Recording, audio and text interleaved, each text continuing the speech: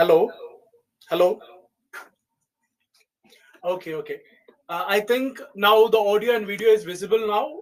Sorry for the inconvenience caused. Sorry for your precious time. Okay, so let's move ahead. Okay, so I was starting with the instructions for using the Byju's Exam Prep app.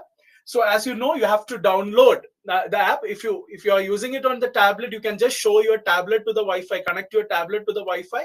The app will be automatically downloaded into your tab, and then you register using the mobile number that you have registered with Byju's. Okay, so it will be sending an OTP. Then you can continue with Google. That is the option you should be selecting. And then within that, an interface of all the classes that Byju's provide will come. There you have to choose IAS because that is the course we have opted for, right?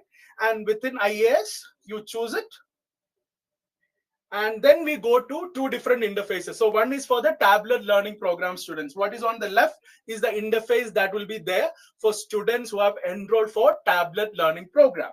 And there you can find the home button, and if you scroll below, you can see all the classes, all the recorded classes you can see there. When it comes to the BHLP or Byju's home learning program, you can find your live classes under the My Classroom option on the bottom right corner, as you can see here. Okay, so the advantage of Byju's Exam Prep app is since this is a one-stop place, you'll get your study materials, your unit tests, your webinars, your tablet videos. All of this will be available in this single source. Okay, so I hope that is very clear. Now let us start with today's webinar.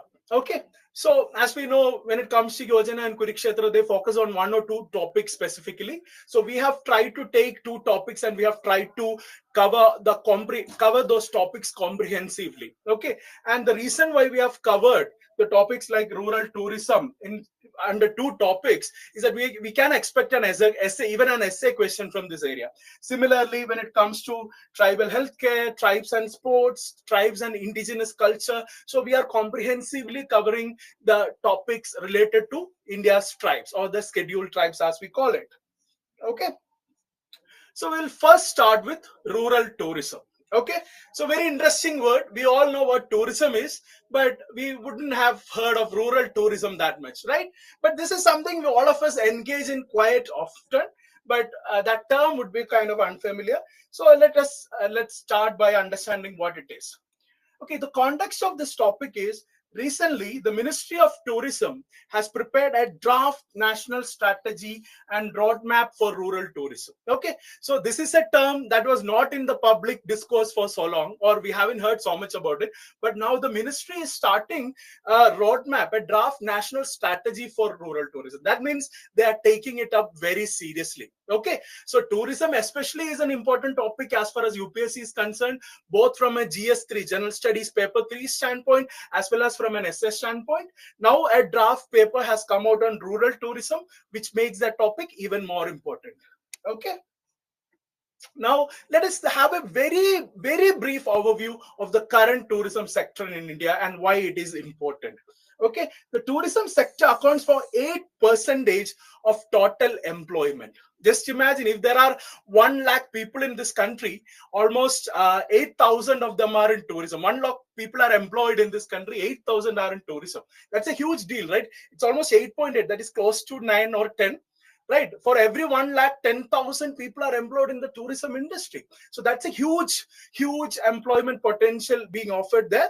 5.8% of the total exports and 6.9% of GDP. So tourism as a sector is extremely crucial for the economic progress of this country.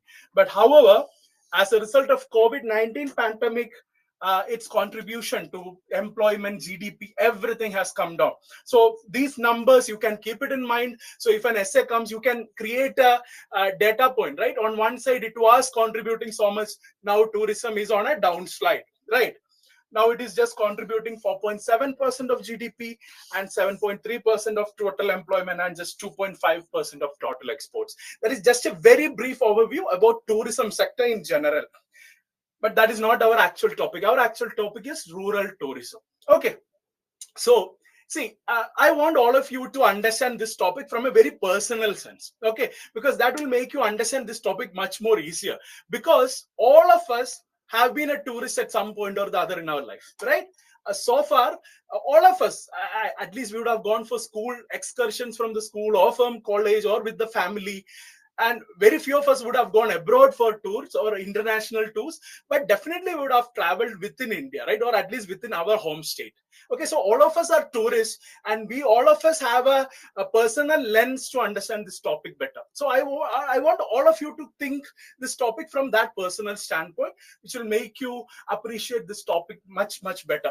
Okay, so what is tourism all about? So tourism is about people going out to experience different cultures, different lives, different geographies, different climates, right? So some of us would be interested in colder places. Some of us, if we are already staying in colder places, we would want more heat or more warmth, right? So those people would be going to the beaches. Some of us would be going to Himachal or Mussoorie and places like that, whereas some of us would be going to the Western Ghats to see the forest, right? The deep biodiversity of that region. So our tourist preferences all vary, but tourism is essentially about experiencing, right? Experiencing something that we are not familiar with, right? So that's a prime idea of tourism. Now you think about rural tourism. Okay, so what would rural plus tourism mean?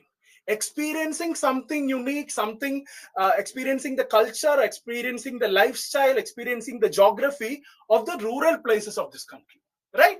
So that is what is meant by the term rural tourism, right? So it showcases the rural life, art, culture, heritage at rural locations, thereby benefiting the local community economically and socially.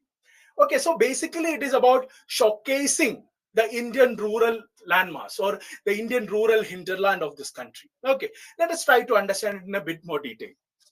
Okay, so as a tourist, what are the different things we would want to see? Okay, so there would be people who just want to go to hill stations just for the climate aspect of it. But there are certain people who would want to visit religious monuments, historical religious monuments, right? Or historical monuments in general. People who go to Hampi in Karnataka, people who go to visit the Mughal monuments in Delhi. So these are all that category of people. Then there are people who want to just go and experience the culture of that place. They will just go to a place, they'll take a small house or a small room there, they'll stay there for 15, 20, 30 days. Okay, there are tourists like that. They want to experience that rural culture. Okay, so there are that category of people. Then there are sections of people who want to learn our local art forms. Like, for example, Kerala is one place where tourists come in large numbers to learn Kathakali. Kathakali is an art form based in Kerala. So there is an institute known as Kerala Kalamandalam where they teach this Kathakali and all these art forms of Kerala. So there are thousands of tourists coming to this place to learn it. Understand? So these are all the different varieties that the India's rural area has to offer. Okay. So all these unique experiences of Indian village, we want to showcase to the tourists. So rural tourism as a concept originated in 2002 when United Nations Development Program launched a pilot initiative to develop rural tourism in India through the Planning Commission. So that is just the beginning aspect of it. So that is something you can just keep in mind. So as an idea, it started off with UNDP and Planning Commission way back in 2018. So now it's almost like 20 years. Okay.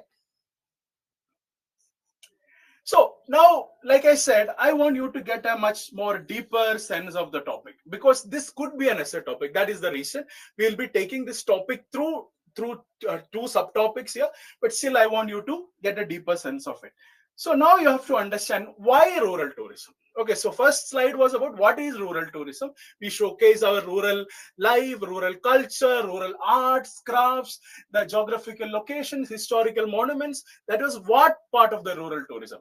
Now the why aspect of rural tourism. Why would someone want to become a rural tourist, and why would some places want to offer rural tourism? So these are the two questions we have to answer now. So sorry, it can be asked from these two standpoints. What tourists gain from it? That is one aspect. That is, as a tourist, why I want to go to rural places in India or for any other place for that matter. Secondly, what are the hosts? The people who host the tourists are known as the host. And what are the hosts and the society gain from it? So that is the other side of it. What is their gain from the rural tourism? For tourists, we'll start with the tourists because they are the mainstay of rural tourism, right?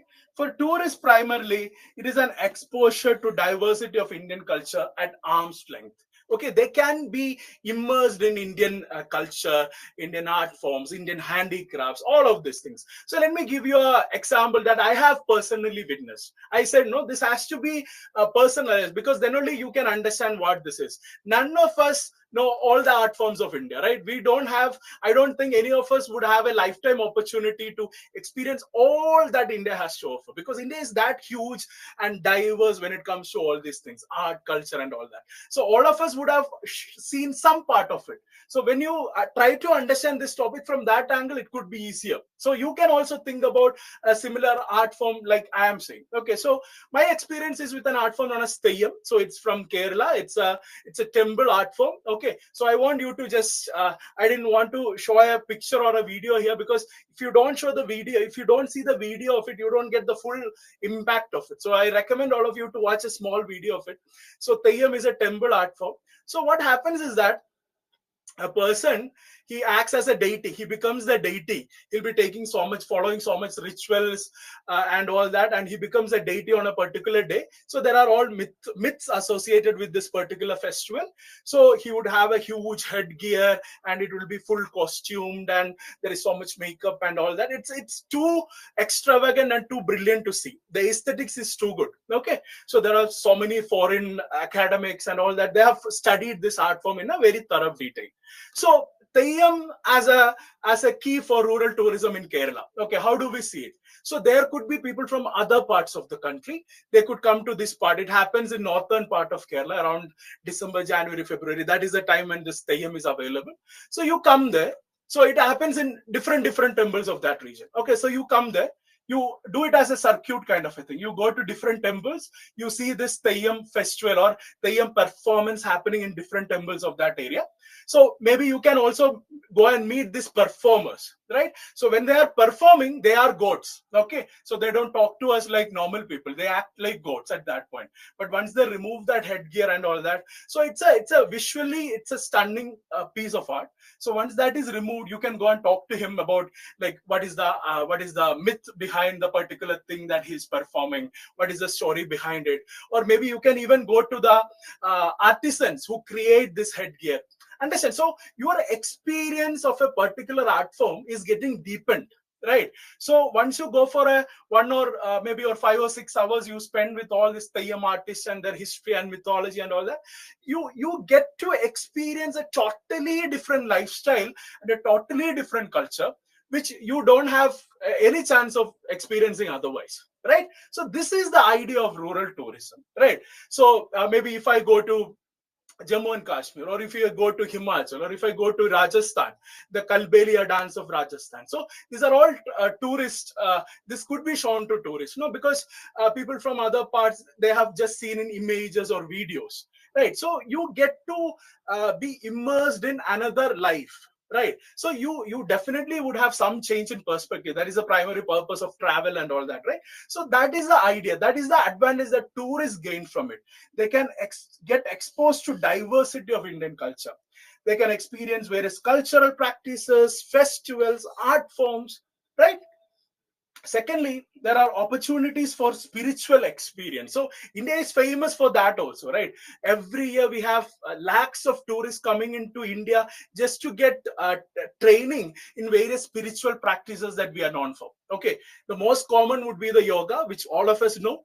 There are various places in North India, Central India, South India, East, West, all parts of India. There are famous schools of yoga that impart training to aspiring students. Then there are other forms of meditation like mindfulness. There are Buddhist meditation practices. If you go to Tawang in Arunachal Pradesh, you can stay in a monastery there for 10 to 15 days. You can learn their practices, right? So basically speaking, these are all rural areas, small rural areas which give you a life-changing perspective, right? So that is the crux behind rural tourism. Okay, So you can rejuvenate your mind and body after the humdrum of busy urban life. So just imagine. See, especially what I want to remind you is during the lockdown, you would have come across so many news articles and blogs and all that. People shifting from cities to villages, right? It is not as counter urbanization, right? So far, everyone want to move to the cities. Like cities was where things were happening. Cities is where economic growth is. Cities is where jobs are happening. Now people are kind of fed up with the cities because of the traffic, because of the pollution, because of the noise. Now they want some peace and they are going back to the rural areas. They are taking small cottages for rent in Himachal or Mussoorie or in some places in the Lakshadweep or Andaman and things like that. Okay, so all this rural tourism can even offer that to the tourist.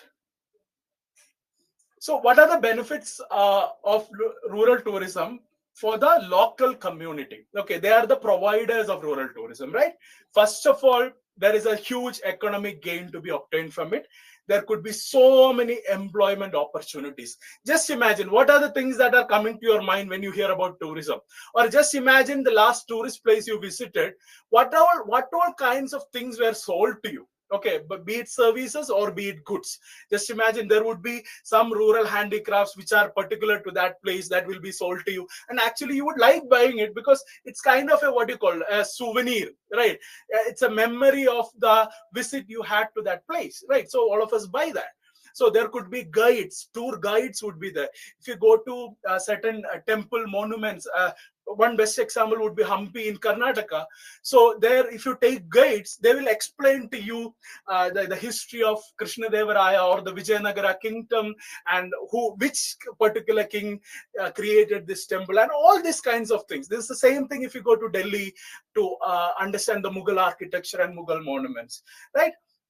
So tour guides, that is another employment opportunity. So you can sell all these kinds of refreshment. There is lodging required for the tourists. So an entire economy gets opened up in a rural area which was otherwise solely focusing on agriculture, right? So even now all of us know that in India almost 55 to 60% of our citizens still rely on agriculture as a primary source of income, right? And most of it or 80% of it is in the rural area.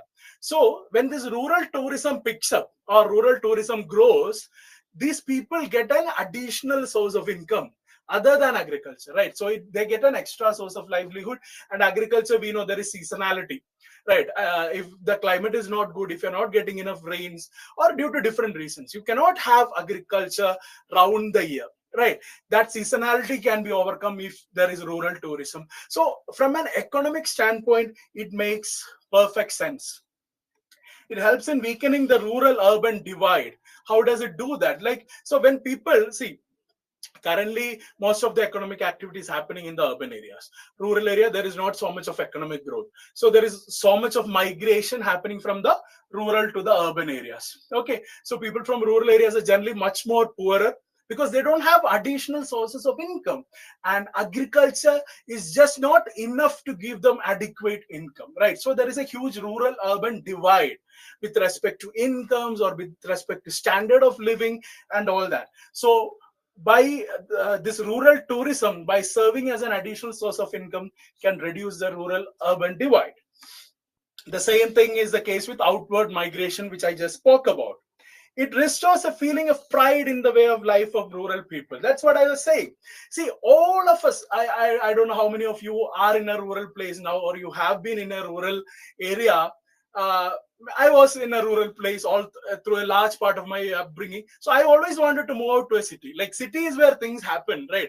All of us want to move to a city, right? So that motivation, our aspiration is always city. So the primary reason is because there are not facilities, there are not so many opportunities, etc., in rural area.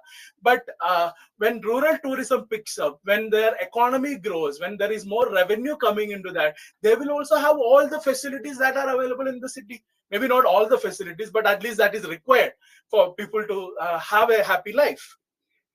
Another thing is the exposure to different foreign culture helps in overcoming narrow partisan sentiments of caste and creed. So in India, we know just as just like the range of our diversity, that is the range of our fractions and cleavages within our society, right? There are all kinds of differences, be it of religion, be it of caste, be it of gender, right? All these differences are there, and a large section of our society, all throughout their life, believe strongly in those sentiments, be it that they belong to higher caste or they belong to a lower caste, they belong to a particular gender or to the other, right? So most of the times, the reason why we stay with that particular narrow partisan idea is that because we haven't been exposed to much better ideas, right? Normally education does that. Education does that job, right? Why caste is not an ultimate truth or anything, why caste is something we have to overcome, why really narrow religious sentiments is something we have to overcome. So we have to aspire to larger humanistic things and all that. So normally education gives that exposure to people, but rural tourism, by the people of the rural area getting exposed to culture from other people, and we get to know and understand the others better, we come to realize that there is no fundamental difference between us and them. Then why did we think those people of other religion are bad? Why did we think that people of other castes are bad, right? We can overcome all those narrow sentiments we have. So that is another advantage at the societal level. Okay.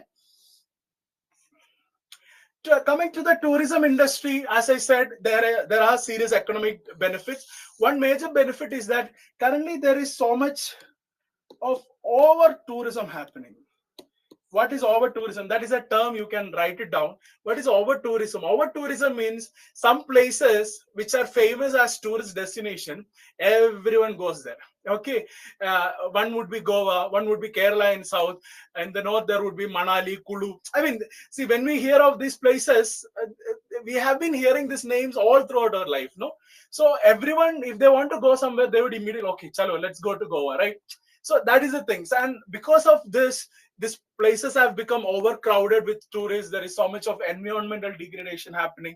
So this development of rural tourism as an alternative to these traditional hit places will reduce the overcrowding in these places. Understand? So that is one better thing for tourism industry. We can develop rural tourism hubs, which will act as facilitators and service providers in the villages. It will provide opportunity to tourists to buy traditional handloom, handicrafts, and all that, which we know. And what are the benefits to the society at large? See, some areas or a major part of our rural areas, primary reason primarily due to economic deprivation, there is so many unrest happening. The unrest could be on the basis of religion, it could be on the basis of caste, it could be on the basis of gender, or it could be on the basis of something else. But primarily all of this stems from lack of a proper life, or lack of their inability to have a prosperous life, right? So there is so much of unrest. So if you promote rural tourism in these areas, and if money starts flowing in, people would start building their own lives. They wouldn't be letting themselves to be agents of all these partisan fights, right? It can bridge the psychological and emotional gap between urban and rural populace. So this is something that all of us would have experienced. If you have been an urban person, you would have teased the rural person at least once in your life, or the other way. See, this happens, you know, like urban people think rural people are coming from some what do you call, some primitive area. The rural people will think urban people are over selfish. So these are all prejudices. There is no truth in it, right? These are all prejudices that people go by. Right, so we tend to distress the other. Okay, this is another distress people have between rural and urban. So those things can be removed once you get exposed to rural tourism. It can be used to the revenue can be used to finance conservation activities in the rural area. It will positively impact rural planning and development. There would be more focus on improving rural infrastructure, rural planning, better rural facilities like transportation, sanitation, communication. Everywhere there will be focus, because there is money at stake now, right? If you provide all these facilities, you can get more money from the tourists. If you don't provide, you cannot take the money. So naturally a stake comes in to improve all these things. Another major advantage to the society is they can diversify from agriculture based livelihoods. I said no, almost 60% of the Indian society are relying on agriculture, and unfortunately agriculture is not going well for them, right?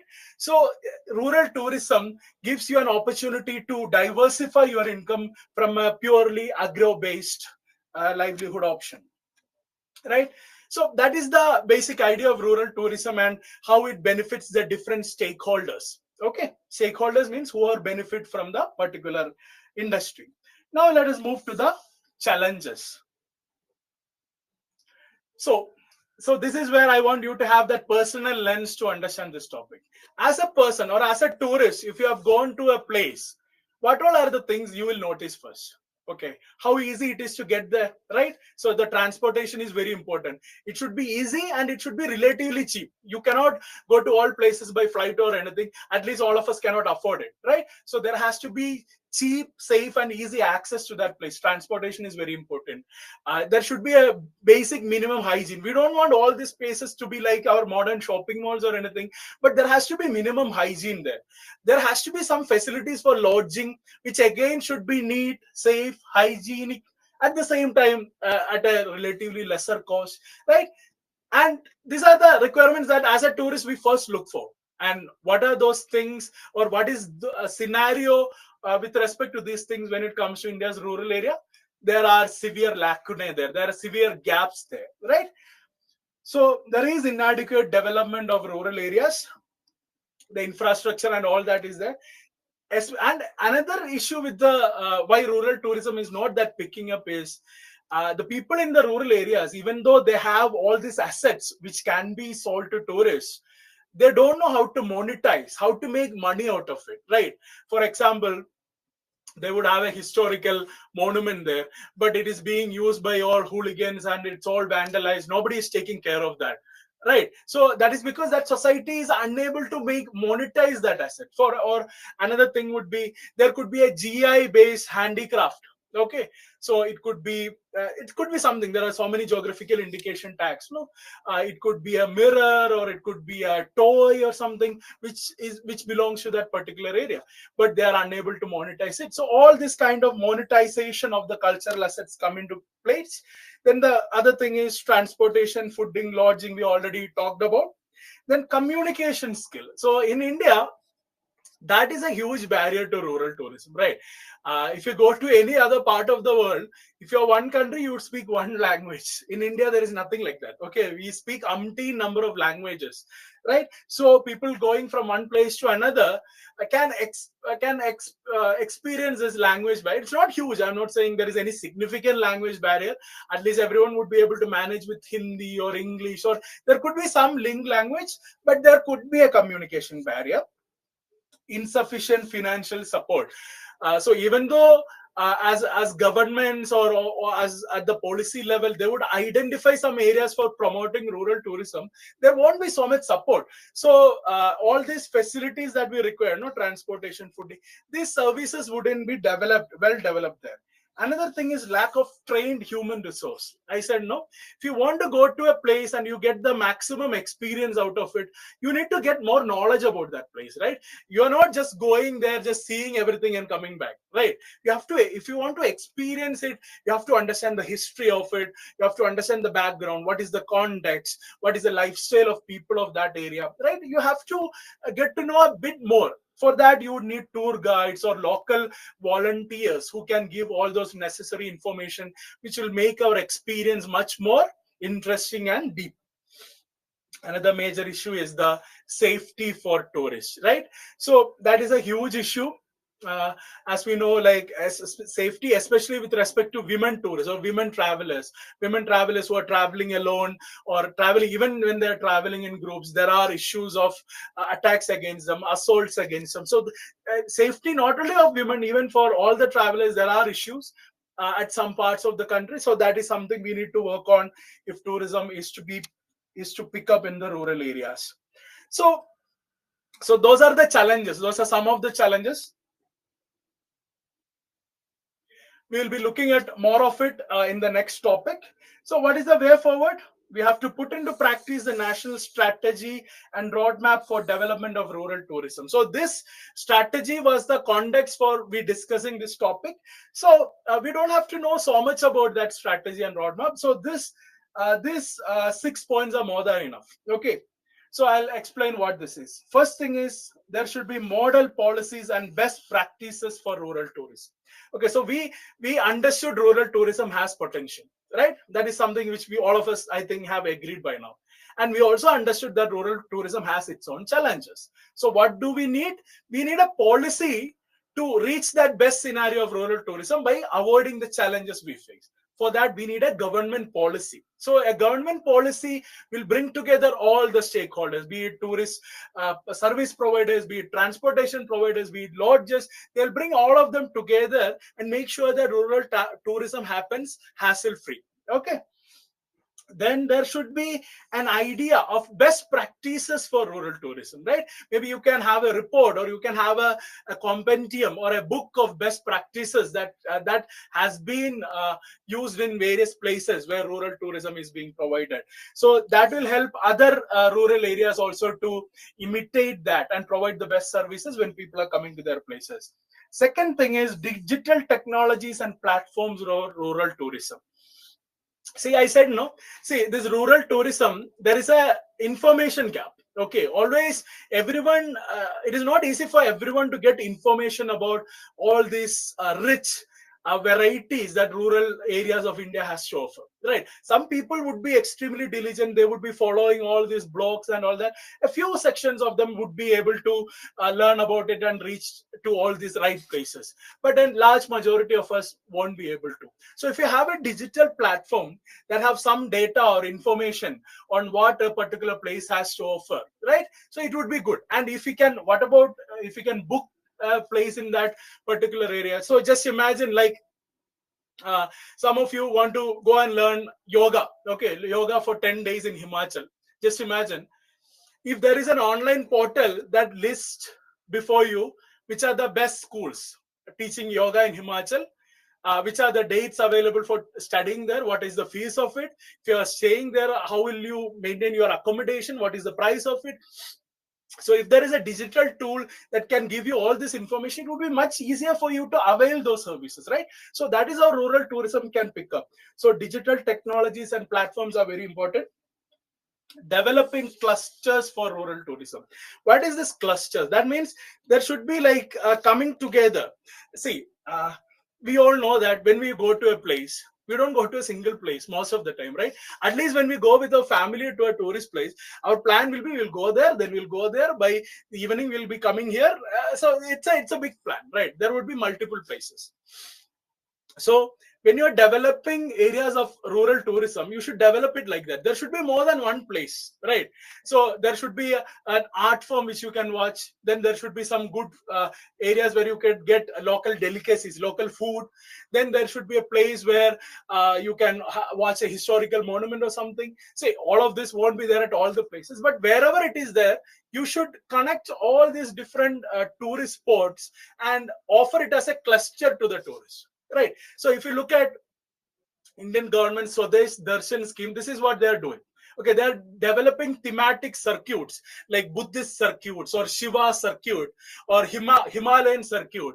Right. So it's connected. There would be many places between the Buddhist circuit. You could go to places where Buddha was born, where Buddha did his teachings, where Buddhist monasteries are there. So it's all connected. Right. So that is something we can pursue it for the rural areas also. Marketing support for rural tourism, extremely important, right? So this is an industry we are developing. See, tourism as an industry already exists, but rural tourism is a niche industry within that. So you have to provide all kinds of marketing support, because these people would be first generation tourist providers, tourism service providers. Earlier they would have been doing farming or something. They have a big farm, now they are converting to farm tourism, but they don't know how to list their areas in what you call GoIbibo or Airbnb or all these places, right? They don't know how to attract people there. So there should be some market based support or government support to give them marketing support. capacity building of stakeholders. It is like training of tour guides, local volunteers, all those things. And finally, governance and institutional framework. So there should be a proper governance system that will make sure that all these stakeholders act in a comprehensive manner, so that an individual tourist experience at a rural tourist place is worth going for. Then another thing is we have to renew the working of Swadesh Darshan scheme. So under the scheme, 15 thematic circuits have been identified, and development of rural circuit is one among them. So that is something we can do going forward. Focus on island tourism. So this is happening on a big level. So Niti Aayog has come out with an essay on developing of, actually Niti Aayog is in charge of developing Andaman and Lakshadweep as tourist spots, something on the lines of Maldives and Seychelles and all that. So that is happening. Okay, so that is about rural tourism on a very basic note. Okay, now we will look at the next topic on a further, more deeper level. So let me set the question for you.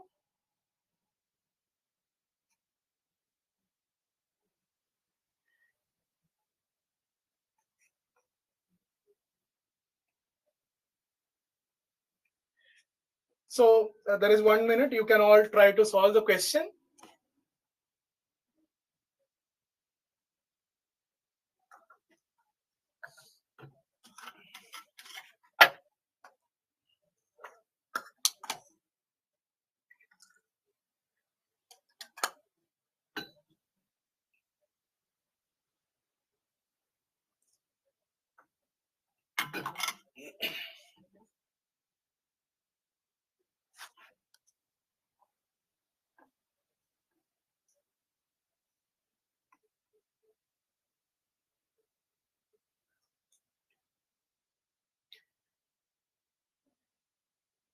So last 15 seconds.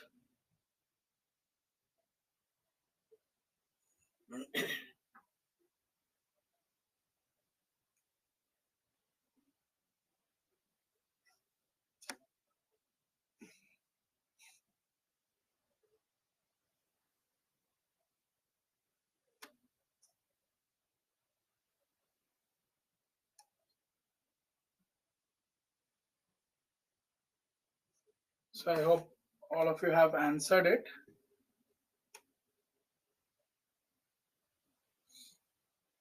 Okay.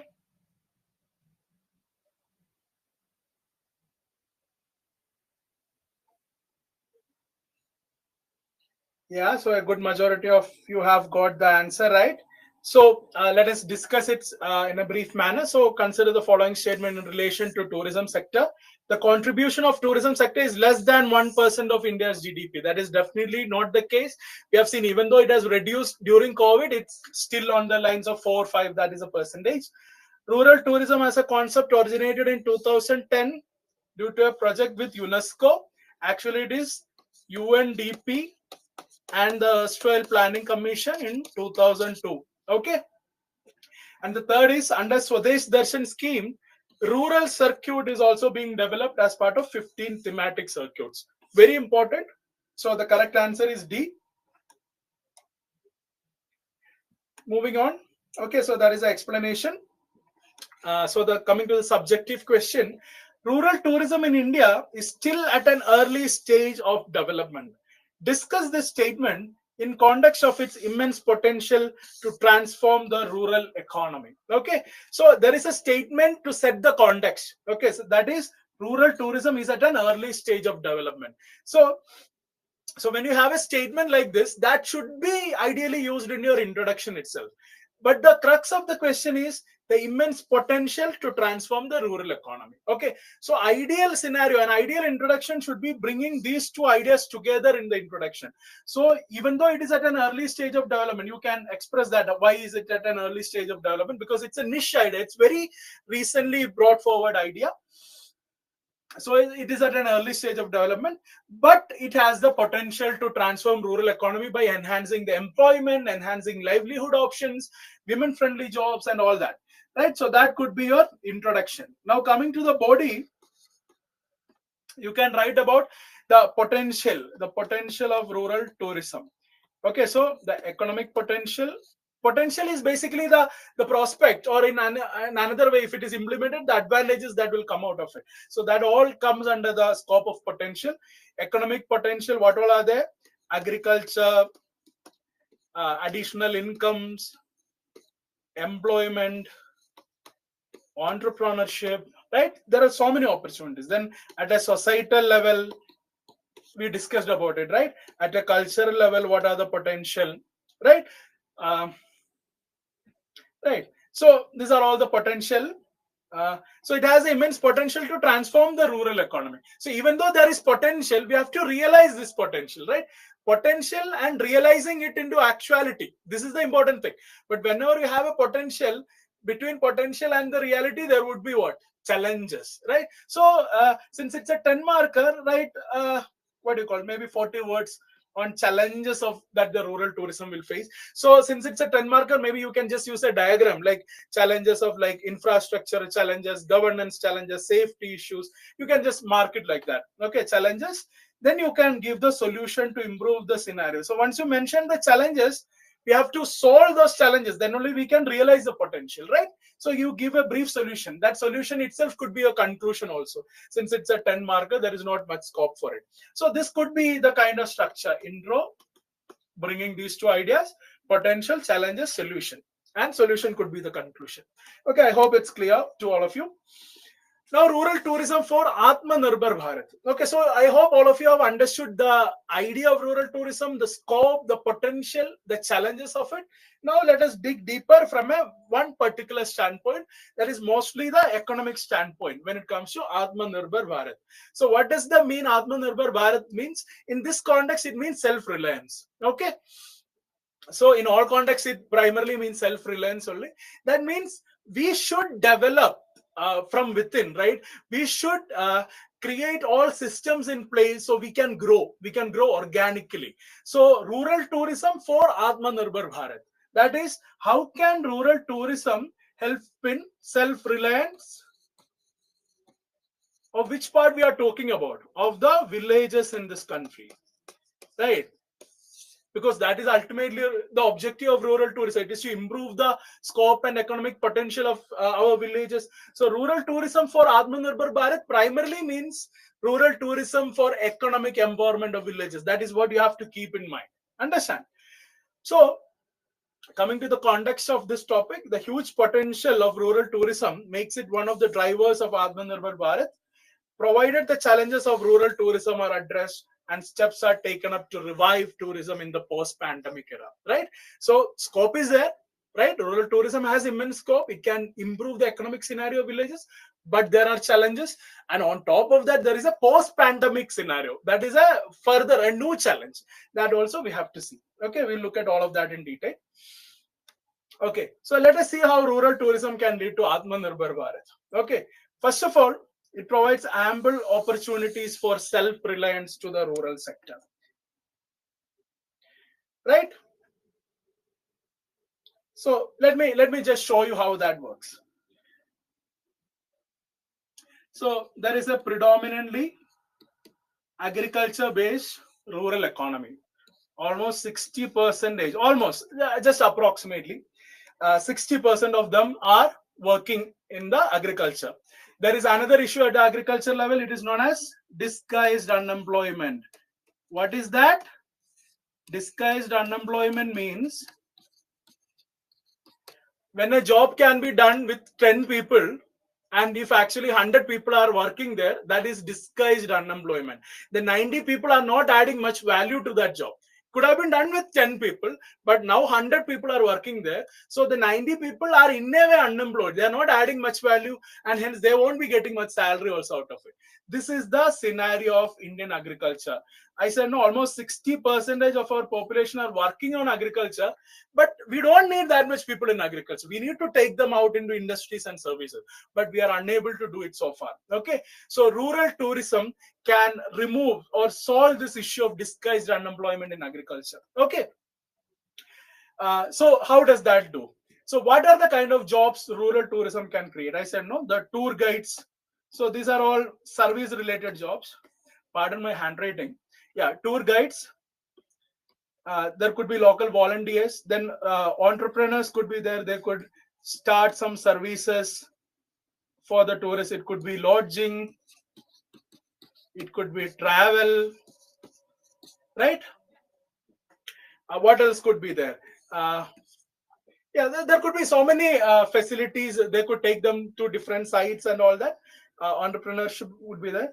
Another advantage of this is it can create so many women friendly jobs. See, look at all the jobs that this tourism industry create. That can be done by both man and women alike. Okay. There is no barrier for women when it comes to this job. But agriculture, traditionally, it requires so much of physical exhaustion. Women are doing agriculture, but still it comes up with so much of exhaustion, and it's kind of difficult for them. But here there is so much of women friendly jobs getting created, right? Overcome seasonality of agriculture, right? So if the climate fails, there is no agriculture goods. If there is so much production, the prices fail, that is an issue in agriculture.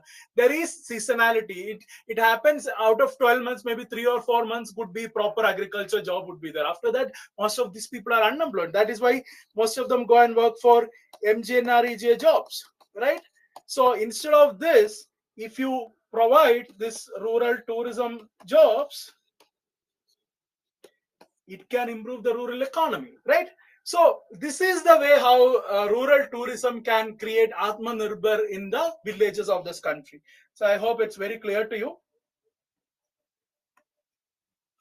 Okay.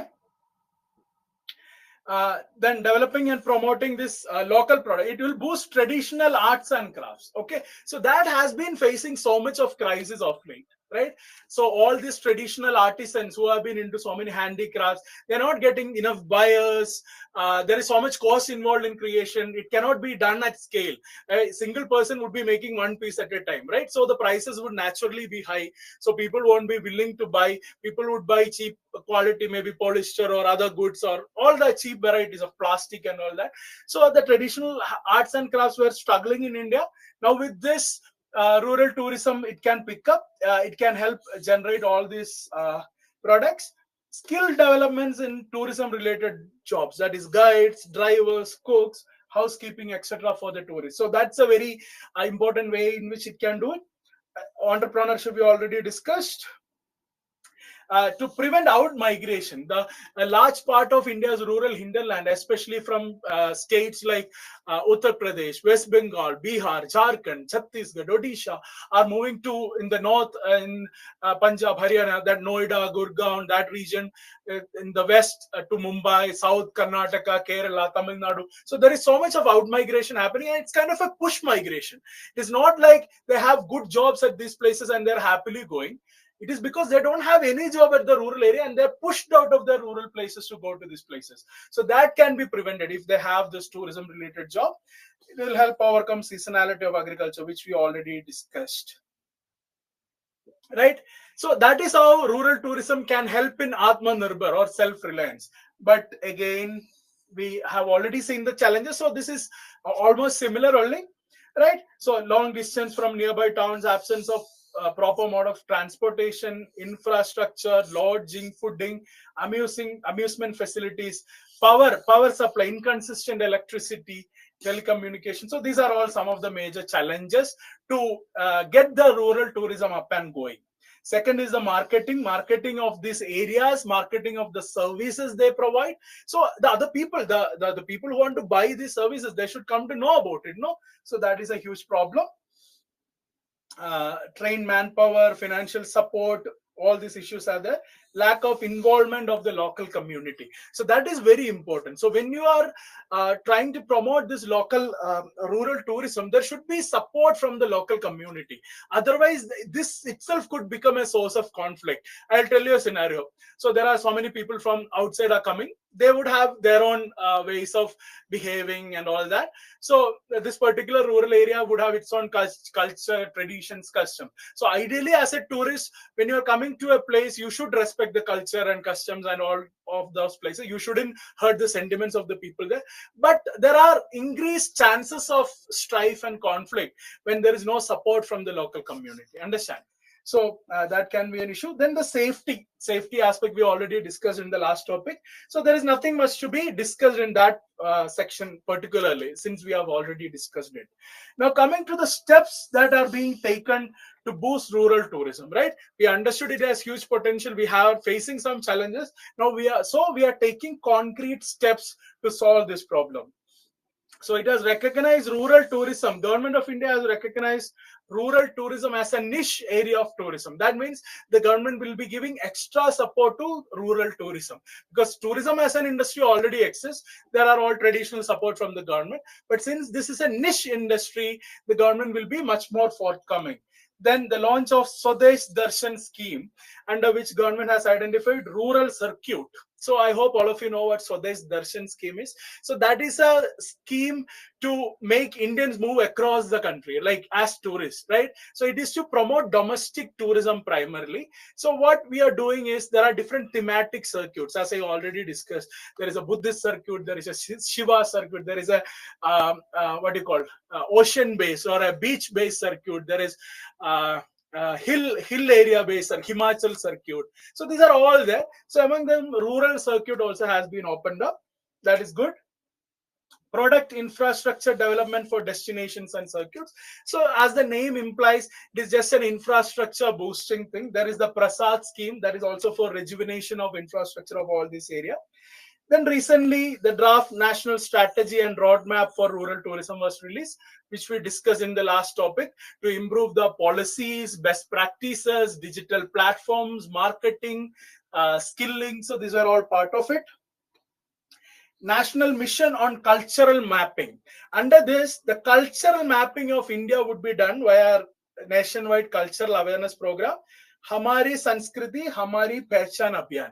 So, see, every one of us have to try to understand all the cultural art forms or different varieties of culture that we have. Then only we can sell it to someone else, right? We have to know what we have, what our assets are. So, the mission on cultural mapping is primarily intended at that.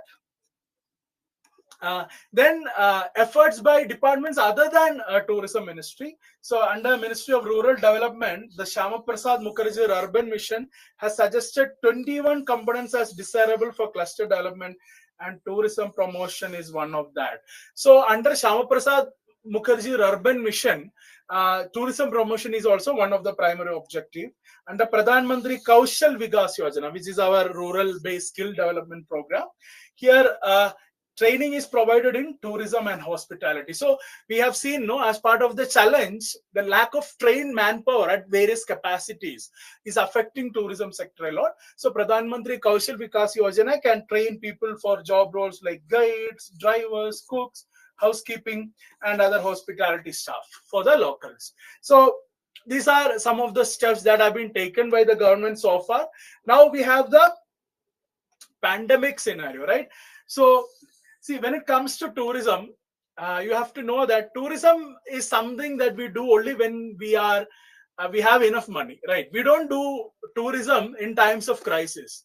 Okay, because it's an expendable good. We can avoid that. We can always avoid tourism when we are in crisis. See, if you have just 100 rupees to survive a day, you will not plan to go to Goa or Mussoorie or Kulu, Manali and all that. No, first you will try to have food for 1 or 2 times, right?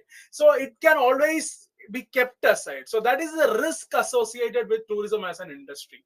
So during the pandemic, one reason was there were travel restrictions all around that prevented tourism sector hugely. Second thing is a good majority of them lost their jobs. Those who didn't lose their jobs, they had economic crisis of other sorts. So there were so many crises affecting all sections of the society. So tourism took a huge hit. Okay. Now we are trying to bring back our tourism sector to the pre-pandemic levels. So how are we doing it? Primary thing is respond approach. This is an interesting thing. You can learn that.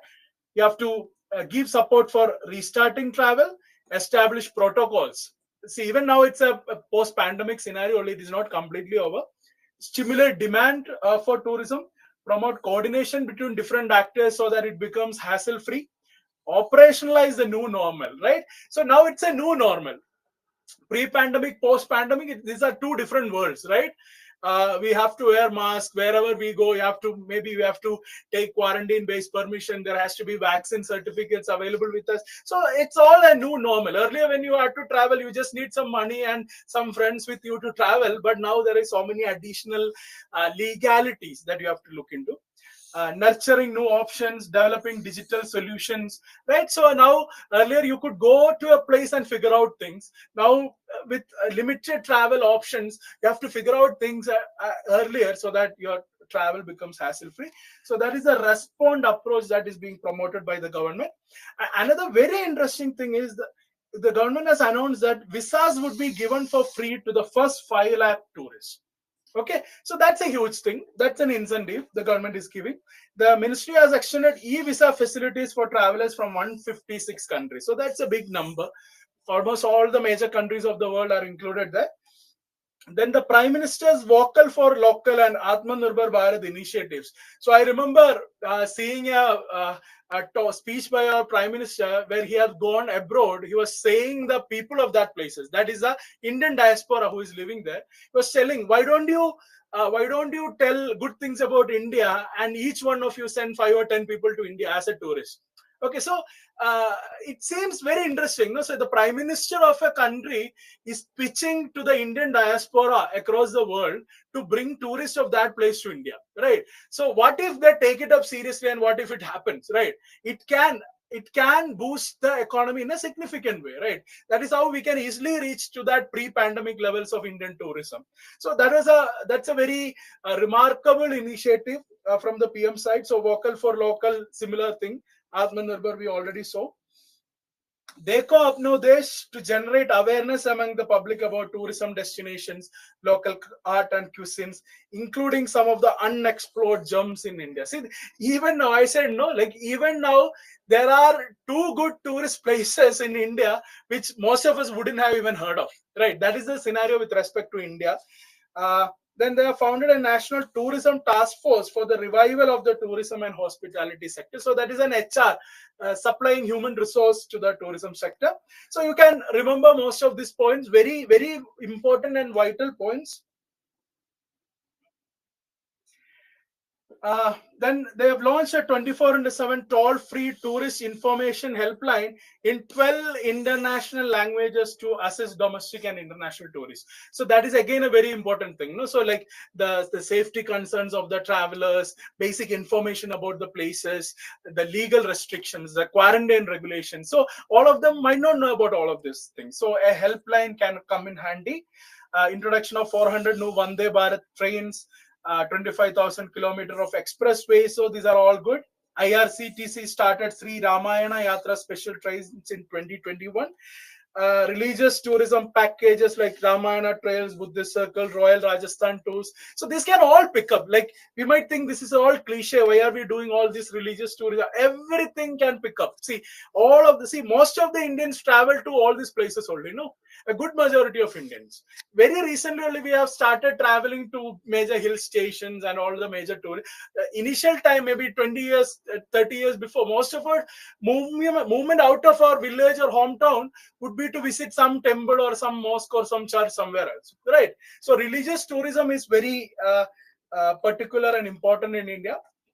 So those are some of the government initiatives. It's very important you remember at least 5 or 6 points from it, because writing these government initiatives gives your answer a much more authenticity, right? Everything else you can just imagine, okay, what should be there to improve tourism. You can just speculate and write. But government schemes, if you don't know, you cannot write. So that differentiates you from a person who has studied all this. So government schemes are very important to be reflected in the answer. So what is the way forward? See, the culture of Aditi Devo Bhava. So this is something that is extremely important. The culture that Indians showcase, or Indians or the local showcase to the tourists, that's very important. How we treat them when be it Indians or be it foreigners coming to our place, how do we deal with them? Do we see them as an opportunity to exploit them or extort money out of them, or do we treat them as guests, or based on the idea of Aditi Devo Bhava, that is guest as equivalent to God. So let us not take it that much high. We might not be able to do that in the present world, but at least treat them as guests, right? Don't use them as tools to extort money out of them. Don't cheat them, because all of these things can spread like wildfire, right? So people who come to India, or people who come from one state to another state, if you experience bad from that state, you will naturally go and tell back to your friends and family. So next time they would have been planning to come to this place. Now they said, okay, let's not go there. That is not safe, or they are all cheats. And see, these kind of prejudices can spread very fast. Okay, so that is very important. A proper culture of respecting outsiders when they come as tourists, it's very important and vital. And that is something that is kind of limited in India. It's very unfortunate to say that, but it's kind of very limited in India, right? So if all of us would have personal experiences, right? If you travel by car, or if you go to another place and if you don't speak the language of that place, at that time itself their tone would become rude. I have observed that a lot of times, right? When you don't talk their language, their basic idea is rudeness. They'll give us rudeness back, be it the police or be it the locals on the road. I'm not saying 100% it is like that across India, but that is there. So that is something we need to work on if rural tourism is to pick up. There has to be a connectivity in seamless fashion and collaboration among all stakeholders. See, we have to understand the potential of rural tourism. We have to understand why this can be the next big thing for India's rural area, right? So just look at the scenario. See, if you just look at the scenario, the rural urban divide, like I said, it is huge. That is why there is so much of migration happening. In urban, there is IT, there is manufacturing, there is industries, there are all kinds of jobs. What are the jobs in rural? There is only agriculture based jobs. There is nothing else. So rural tourism can be a big game changer. It can prevent this migration, it can increase the economic growth, right? So all of this can happen if we explore this opportunity in a smart and sensible way. And there has to be a PPP model. See, tourism is something market can do very efficiently, right? We don't need so much of government intervention in that area. So that is something very clear, because there is so much money to be made out of tourism. So the government should only take care of giving the necessary infrastructure, build proper roads, build proper transportation facilities, communication facilities, ensure safety of life and property of the tourists, right? These are what government should focus and come up with a broad policy that includes all the stakeholders. Leave rest of it to the market, because the market can come up with innovative and cost-effective solutions to rest of the thing. So this PPP model is very important. It has to be a public-private partnership model if you want to leverage rural tourism. Don't ever expect that through government initiatives alone rural tourism can pick up. No, it can't happen, right? Because government, it is not going to be that innovative. It is not going to be that entrepreneurial as a private business person, right? The private business person has a drive to make more and more money, so he'll come up with solutions. The government is not going to do that. The bureaucrats are not going to do that, because even if they don't do that, they'll get their salary, right? So a PPP model is very important to boost rural tourism. So these are some of the things you can write as way forward to improve the rural tourism scenario in India. Now let us look at the next question. So rural tourism. Let me set the poll for you.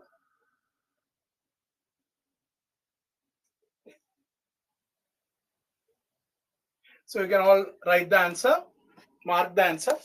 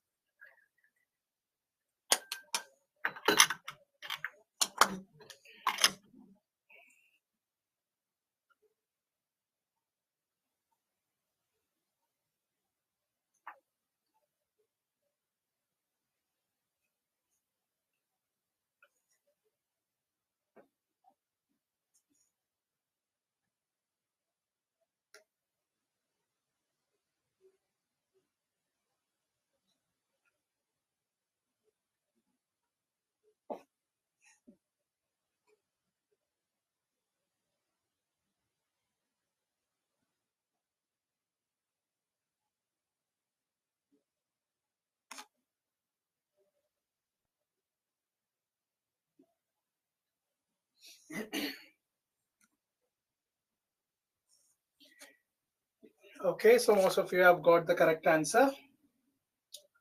So let us discuss it. So with reference to rural tourism, consider the following statements. It includes in general places in rural areas where landscape and land use is dominated by agriculture and forestry, right? So that is the idea. Like we are going there to experience and get exposed to all these unique areas and geographical spaces. The Ministry of this is correct. So the Ministry of Tourism has launched Dekho Apna Desh, under which promotional activities are undertaken to generate awareness among the public about tourism. So that also seems, even if you didn't listen to the lecture, you can just logically deduce it. So both answers are correct. Moving forward, rural tourism provides ample opportunities for self-reliance to the rural sector. In light of the given statement, discuss how rural tourism could become the key driver for Atmanirbhar Bharat. Also highlight challenges associated with rural tourism and suggest some measures. So there are so many subsections to the question. So naturally the questions become easier, right? You just need to generate 4 or 5 points for each subsection. So it provides ample opportunities for self-reliance to the rural sector. So the introduction can be about how rural tourism can bring self-reliance to the rural area. Okay, you can connect this. So presently, the rural area, the economy is under shambles because of a declining agriculture productivity and income from the agriculture because of disguised unemployment. So rural tourism offers an opportunity to shift the surplus labor from agriculture and bring them into additional employment sources. So that is how it can bring self-reliance to the rural area. Then you go to the body paragraph, you will be writing about how rural tourism could become key driver. So different ways in which rural tourism could lead to Atmanirbhar Bharat, the economic ways, the policy level. So different points that we discuss, you can write. Then the challenges associated, then solutions. Since it's a 15 marker, you can have a separate conclusion also. The solution need not be your conclusion. You can have a separate conclusion also. Okay, so this is your structure. Very easy, simple, and straightforward. You just need to put content for all of this heading. Okay, so I hope it's very clear. So this is something we discussed in the beginning. I talked about Theyyam. That was my personal experience with the rural art form. So Pochamballi is in Andhra. So Pochamballi village, and it is famous for Pochamballi saris. I don't know whether all of you have heard about it. At least people from South India would have been more familiar with their name. See, it was awarded the best world tourism village tag by United Nations World Tourism Organization in 2021. That is UNWTO. Pochamballi is a 28 square kilometer weavers hamlet in Hyderabad's outskirts. Sorry, it's not in Andhra, it's in Telangana only. My mistake. It is known as the Silk City of India because of the saris. It is the Pochamballi Ikat. Okay, so it could even be a prelims question, right? Because it has GI tag and all that. I think it has already been asked as a prelims question. I remember seeing Pochamballi, or one of the saris was given in the option once. So the saris are very famous. So there are so many sales happening. So when you hear did you know section like this, just show the curiosity to just go and search, right? I told you about Theyyam today. You just go and just open Theyyam. I mean, just Google search Theyyam. You will have some videos. Just watch it for 2 minutes. It's not a waste of time. So if at all a question comes from rural art forms in Kerala or South India, something that you have seen in Theyyam could be used to deduce or eliminate an option, right? You never know what will come in handy when it comes to prelim. Same is the case with Pochamballi. You can just go and have a look at it. Okay, so that was about rural tourism. Rural tourism we have covered as a general topic and also from the standpoint of economy, right? Economy, we have understood it in a much more deeper sense, right? How it can be an alternative to the traditional agriculture, right? Agriculture is not working for our rural India. So this can be a sure shot alternative. And we looked at the different scope of it. Now we move to the tribal scenario. The next 3 topics are about the tribals in India. We'll be starting with the tribal healthcare challenges. So the context is the pattern of health deprivation among indigenous people remain a major issue. So it's a very significant issue, right?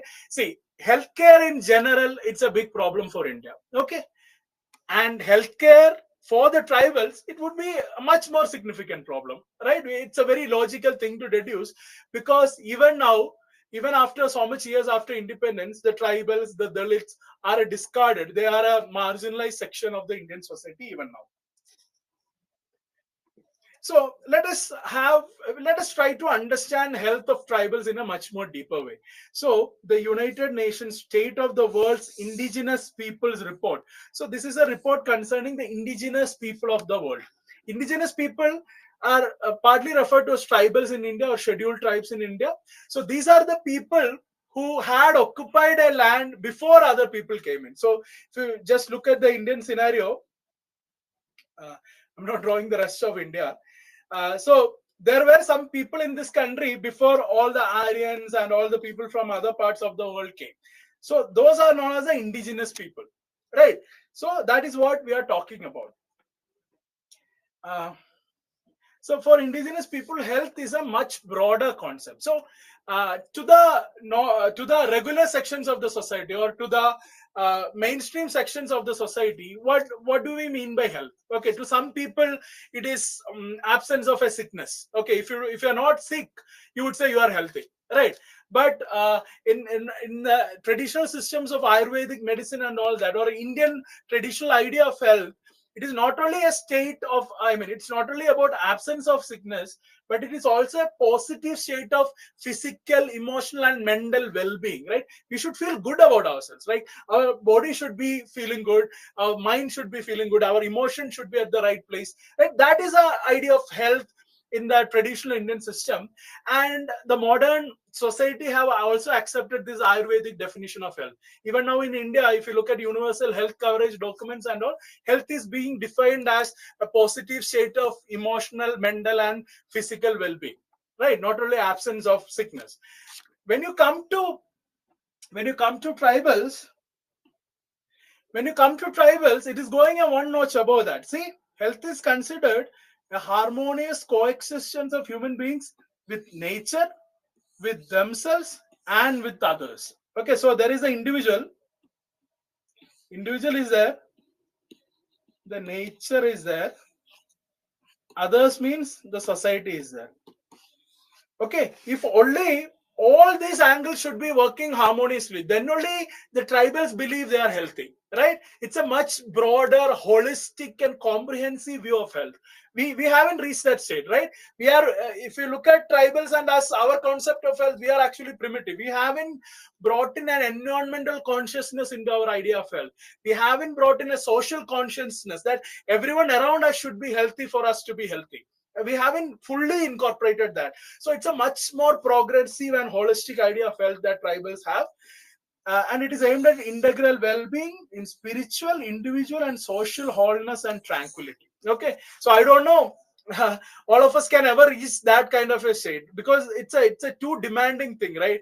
For us, if we can get out of the bed and move out of the house, we consider ourselves healthy. But for the tribals of India, or for the indigenous peoples of the India and world, health is a much broader concept. So why did we define that broader conception of health? Because if you want to take care of the health scenario of indigenous people, you have to understand what entails their health. What does health mean to them, right? Then only we can accommodate them. So the healthcare models must take into account the indigenous notion of health and conserve and strengthen indigenous health systems, right? See, we have the mainstream health system, that is the allopathy or modern medicine as we call it. Okay, it has a particular view of the health. Then we have the tribals, they have a particular view of the health. If you try to look at tribals from this lens, the allopathic lens, you might think either they are unhealthy or they have so many problems, they are doing so many things wrong. But these people, the allopathy or the modern medicine people, should try to incorporate the indigenous notion so that they can better understand what health means to tribals. Then only we can solve their problems also in a much better way. So there is a need for collaboration among all the stakeholders, right? So the health providers of the mainstream society should collaborate with the tribal stakeholders. Then only we can solve their problems. Okay. That is just in general. That is just to give you a much more better understanding of what health means to the tribals. Now we'll come to the challenges and all that. So now let us look at some of the status. What is the health status of tribals as of now? Okay. Sorry. Let me ask you something. So do you know what percentage of women or what percentage of pregnant women are carrying on institutional deliveries? That means they are giving birth to their child in a hospital in India now. Okay, institutional deliveries. It's an important term, very important idea for health topic in the GS paper 2. Okay, institutional deliveries. What percentage of Indian women are undergoing institutional deliveries? That is, they are giving birth to their kids in the hospital. Do you have any idea, any sense of the numbers? Okay, so people who know the background, earlier it was extremely bad. It was somewhere around 40%, 30%, like that. But we brought a scheme known as Janani Suraksha Yojana. You would have heard about it. This is to promote institutional deliveries, and it has been hugely successful. And currently it is almost 88% of women from the mainstream society give birth to their children in hospital. 88%. Now, what percentage of the tribal women do you think go to institutional deliveries or go for institutional deliveries? What percent of tribal women give birth to their children in hospitals? What is your expectation? So anyway, naturally, our logical thing would be it is less than 88.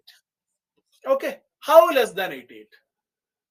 Will it be 40 or 50? Because that is where we also started, no? Will it be something like that? Actually, so I'm writing a 73%. What do you think the 73 is? See, 73% of tribal women give birth to their kids outside hospitals. Okay, for a moment you would have thought it is a number, right? But that is not the scenario. 73% of tribals do non-institutional deliveries. So that is almost only 27% of them give birth to their kids in hospitals. Okay, so now why do we consider institutional deliveries as an important metric? Because just imagine if the kids are not born in hospitals, who is going to give birth to the kid? The mother is there. There would be a midwife or some traditional people who have done it, who have experiences of it. But there could be complications during childbirth, which modern medicine have solutions for it. When you are not going to a hospital for delivery, you cannot access it, right? So what will happen when you do non-institutional delivery? There could be something known as maternal mortality rate, or there could be maternal mortality. The mother could die during the childbirth, or the child could die, or both could die. Okay, so it has been happening in India for so long at a huge level, and we try to resolve it through Janani Suraksha Yojana and so many schemes. But even now, tribals, the scenario has not improved. Okay, that is one major thing. And I'll just give you a number of the maternal mortality rate also to give you a better sense. Currently in India, so maternal mortality rate is calculated out of 1 lakh live birth. When 1 lakh live birth or a new kids are being born, how many mothers undergo death? That is the idea. That is how maternal mortality rate is defined. Across India, it is almost like 103. Okay, 103 mothers, almost 100 mothers will lose their life when a new kid is born. Okay, it's very unfortunate, right? So even this has been a result of so many progress made in last 30-40 years. Do you know what is the number for tribal women? It varies. There is huge variation. It varies from somewhere around 600 to 1000 out of 1 lakh births.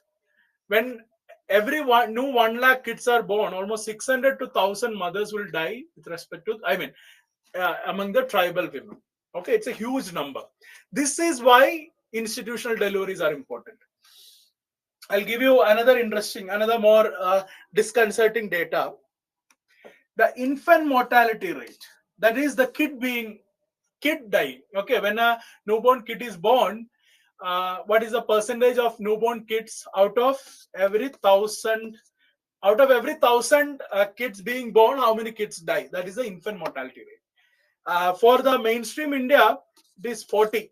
40 kids still die when 1,000 kids are born. For tribals, what do you think is the number?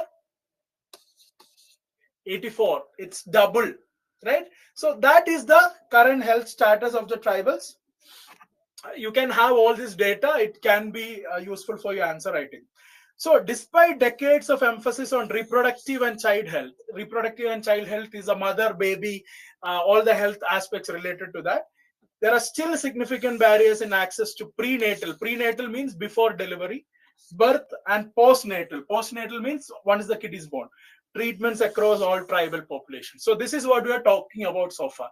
And as a result of so much gap in prenatal, during birth, and postnatal treatments, and the access of these treatments to tribal population, the maternal mortality rate among tribals, the infant mortality rate among tribals are extremely high, right? That is a very disconcerting and unfortunate scenario. Newborn and under 5 mortality rates are greater among tribal children, which we already saw. That is about death. These people lose their life. They lose their life due to complications or situations for which our society already have the solution, right? It is something like what do I say? Somebody dying of hunger or somebody dying of thirst. Okay, we know drinking water solves it, and you have water everywhere, but still somebody is dying of thirst. Okay, that much that much severe the situation is. Coming to food and nutritional security, tribal nutritional consumption varies. There are so many diversity in how they don't practice like they eat rice or wheat and things like that. They have their own diet practices and all that. But there are issues of suboptimal protein, calorie consumption, micronutrient consumption, etc. So the nutritional security of tribals is yet another big problem. So in this context, an important thing to remember is the tribal deaths among Attapadi tribals of Attapadi. Attapadi is a tribal block. It was one of India's first tribal blocks, and it is in Kerala. Okay, it is in the Palakkad district in Kerala. So Kerala, as we all know, is famous for its human development indicators, right? The health facilities, it is famous for it. It is the best in the country. But when it comes to tribals, they are dying because of malnourishment, lack of hospital care, and all that, right? So even in a state like Kerala, where everyone has access to proper health and all that, the tribals are suffering. So just imagine the discrimination or marginalization we as a society inflict on the tribals. Understand? So Kerala is the best example for that. Anemia and other nutritional deficiencies are more prevalent among tribal mothers and children. Infectious diseases. In most tribal regions, infectious diseases such as malaria. So these are people are living very close to forest, right? So they could be exposed to so much infections from the wild animals and all that. We won't even have cures for that. HIV/AIDS higher in Northeast Indian tribal regions. There is limited systematic approach to non-communicable disease. See, when it comes to tribals or Dalits, we primarily, from a health standpoint, we normally look at only the problems that arise out of poverty, like malnourishment, hunger, right? Protein issue, micronutrient deficiency. These are the things we normally focus, plus the infectious disease. We don't think they will get all these lifestyle diseases that city dwellers in Bangalore and Mumbai and Delhi are getting. We don't expect they will have hypertension or cholesterol and all that. But the unfortunate thing is they are also getting all that. They have higher frequency of NCDs, hypertension among Assamese tea garden tribes. Okay, so Assamese tea garden tribes, so those are people who tend to the tea garden. They move through very high terrain, rugged geography, so their physique should be very fit. They won't be getting hypertension because of obese people like from the mainstream, but they have a tendency for it, right? It could be some genetic traits and all that. So, but the non-communicable disease factor when it comes to tribals are very neglected. Mental health illnesses and substance abuse. So that is a major issue. Mental health illnesses, they don't even care about it. That idea is not among them. See, even now, among the mainstream society, mental health is still a taboo. Nobody talks about it in the open. We are trying hard to increase awareness around mental health to the mainstream society. Then just imagine what will be the situation of tribals. Okay. it is very understudied. We don't have data to understand what their situation is. Substance abuse is another serious social concern. So partly because, see, these tribals are used to, they have alcohol as part of their dietary practice, their culture, their festivals and all that. But various studies have shown that, see, these tribals are being what do you call, they are being made addicts to this alcohol from the mainland. So I have often heard various stories or various anecdotes where they say that, see, the tribals have ownership of land, no, but they are not doing, they won't be doing very serious agriculture or anything. They have a very casual or very uh, laid back lifestyle, we could say that. Don't It's not like lazy or anything. They have a different culture. They're not working every day for the 10 years. What will they buy? A flat? Will they buy a car? That is not how they live. They just want food and basic amenities for their day-to-day lives. So they don't do so much work beyond that. So what happens is that people from the mainland come to these places. They lure them with alcohol and drugs and all that. They get them intoxicated, get them addicted to that, and eventually they will expropriate their property. They will make them to give their property deeds to all these people. It has happened. I'm not exaggerating or anything. It has happened in many tribal lands in the country. That is, how do you think tribal lands come to non-tribal people? Actually, it is against the law also in many places. But even now, tribal lands go to non-tribal. So the substance abuse have a huge role there. And they also have rare hereditary and genetic diseases, which are more widespread in tribal societies in compared to other regions. So this is the kind of health status, right? So just to summarize, maternal child health, serious issue. Infectious diseases is a big problem. And now we have rising mental health, non-communicable diseases, rare diseases, substance abuse. So altogether, the tribal health can be a matter of serious concern now. Okay, that is the health status. Now let us look at the actual service delivery. What are we doing with tribal health? Are we providing them something? Let us look into it. First of all, tribal health services are severely underfunded. So let me just ask you. See, when it comes to tribal health, what all do you think will be the issues? Let us just hypothesize without looking at the slide or content. Let us just logically assume. See, in general, we know what are the issues with health, right? Be it public health or private health. Funding is a big issue. Okay, health is very underfunded in India, especially at the public level. Quality human resources. Availability of doctor to patient or doctor to population ratio is very poor. Nurses or supporting staff population, human resource part is extremely poor. Basic infrastructure. Okay. It is improving. I'm not saying it is improving. NRHM has done wonders across the country in so many places, but still there are deficiencies there. So obviously in tribal area, you can expect infrastructure deficiencies. Governance challenges. See, there could be a hospital, there could be a one doctor based hospital in tribal blocks, but the doctor is not going there. He's back in his city. He doesn't want to go there. He doesn't want to stay there. He wants to stay with his family in the city. Who is going to check whether the doctor will be there? Okay. So the accountability of government services or public services in tribal area, it's extremely poor. Right, the people of the mainstream, see, most of the people who work in tribal areas are not from the tribal area itself. Okay, so be it the doctors or teachers or police officers, they're not mostly from the tribal areas. So people from city do not have any incentive to go into the rural hinterlands, stay in the forest, stay away from family. They don't have any incentive. They don't want to do that. So if they get a posting there, they'll take long leaves or something. So what happens? There is doctor absenteeism. There is no doctor support when there is a necessity. So even though there are hospitals, everything would be there in the name. There would be in files, all this, but none of these services will be delivered. Right? So these are all very logical things that we can derive from it, and we will see the exactly same problems being mentioned here. Severe underfunding, deficiency of healthcare infrastructure and equipment, we talked about. Disproportionate shortage of health workers, obviously. The tribal presence in health workforce is inadequate. See, that is a problem. See, if you want to give services to the tribals, try to bring more tribals into these workforces, be it hospital sector, be it the education sector, be it in the law and order. Bring more tribals, so they would naturally have an incentive to stay at their own place. No, they don't want to go to city or anything. They will be happy there. So why do you want to have a city person going there, right? That is a problem, right? So there has to be so much of policy intervention in that section.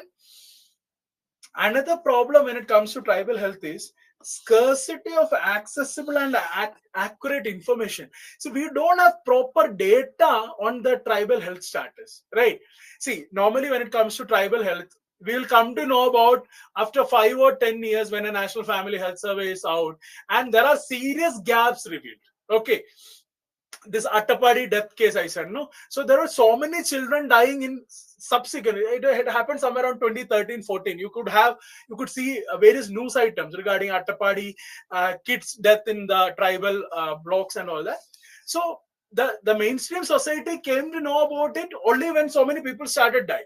So the reasons for death happened much before that. No, there could be lack of nutrition support, lack of hospital services. There could be multiple reasons, but the society didn't understand what is going wrong with respect to tribal health. We will understand it only when the worst has happened, when only the damage has been done. Understand? For mainstream society, it is not like that. If in a hospital, if there are no enough medicines, there would be a strike, there would be problems. We'll make sure that medicines are supplied there. If the doctor is not coming to the hospital, there could be a problem, there could be a serious protest against this, the doctor will come. But when it comes to tribals, that is not happening. So we don't have proper information at a hamlet level about the tribal health. Then they're mostly food and livelihood insecure. So they face huge insecurity when it comes to nutrition, when it comes to their livelihood options and all that. So health, education, etc., they don't take it seriously because that is much lower on their priority levels, right? So they have much more serious day-to-day challenges to be overcome. They don't worry about their children's education or children's health, which will happen later. So they don't take precautionary measures. They will act only when the problem has happened, right? So these are some of the problems. Continuation of that. Another thing is they have a wealth of traditional health knowledge. So this is something they have excellent knowledge with respect to health and the medicines that are available in forest. They know in and out about all that, but there is no synergy between modern medicine and the tribal indigenous knowledge. Okay, that is one major problem that is lacking. So this lack of synergy between modern medicine, modern health practitioners, and traditional knowledge of these indigenous people or tribal people, that is a huge problem, right? So we cannot do that. See, I'm not saying that tribals have solution for every health problem. That is not the case.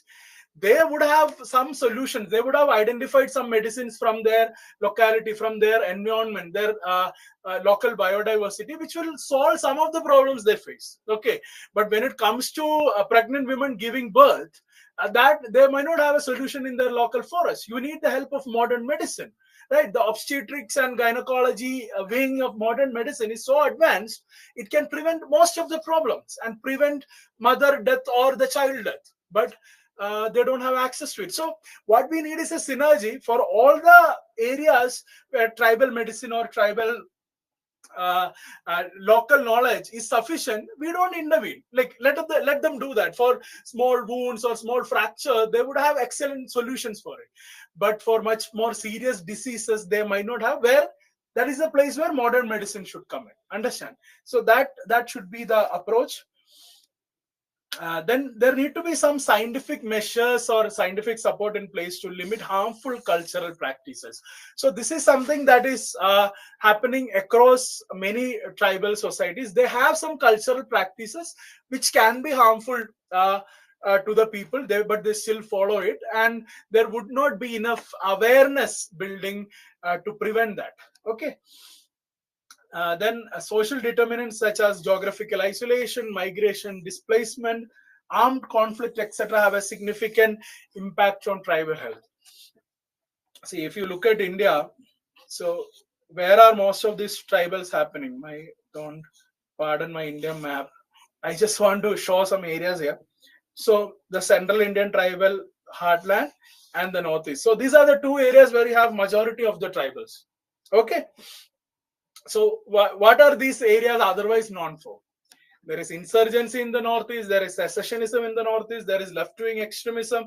This entire area is not also known as the Red Corridor, right? Now, currently, most of it has been reduced, but the tribals are at the receiving end of it. So it is something like there would be police on one side, there would be Naxals or left-wing extremism, and the tribals are caught in between, right? So this is what is happening in most of the central Indian tribal belt. Okay, so that also affect their health and their security, safety, and etc.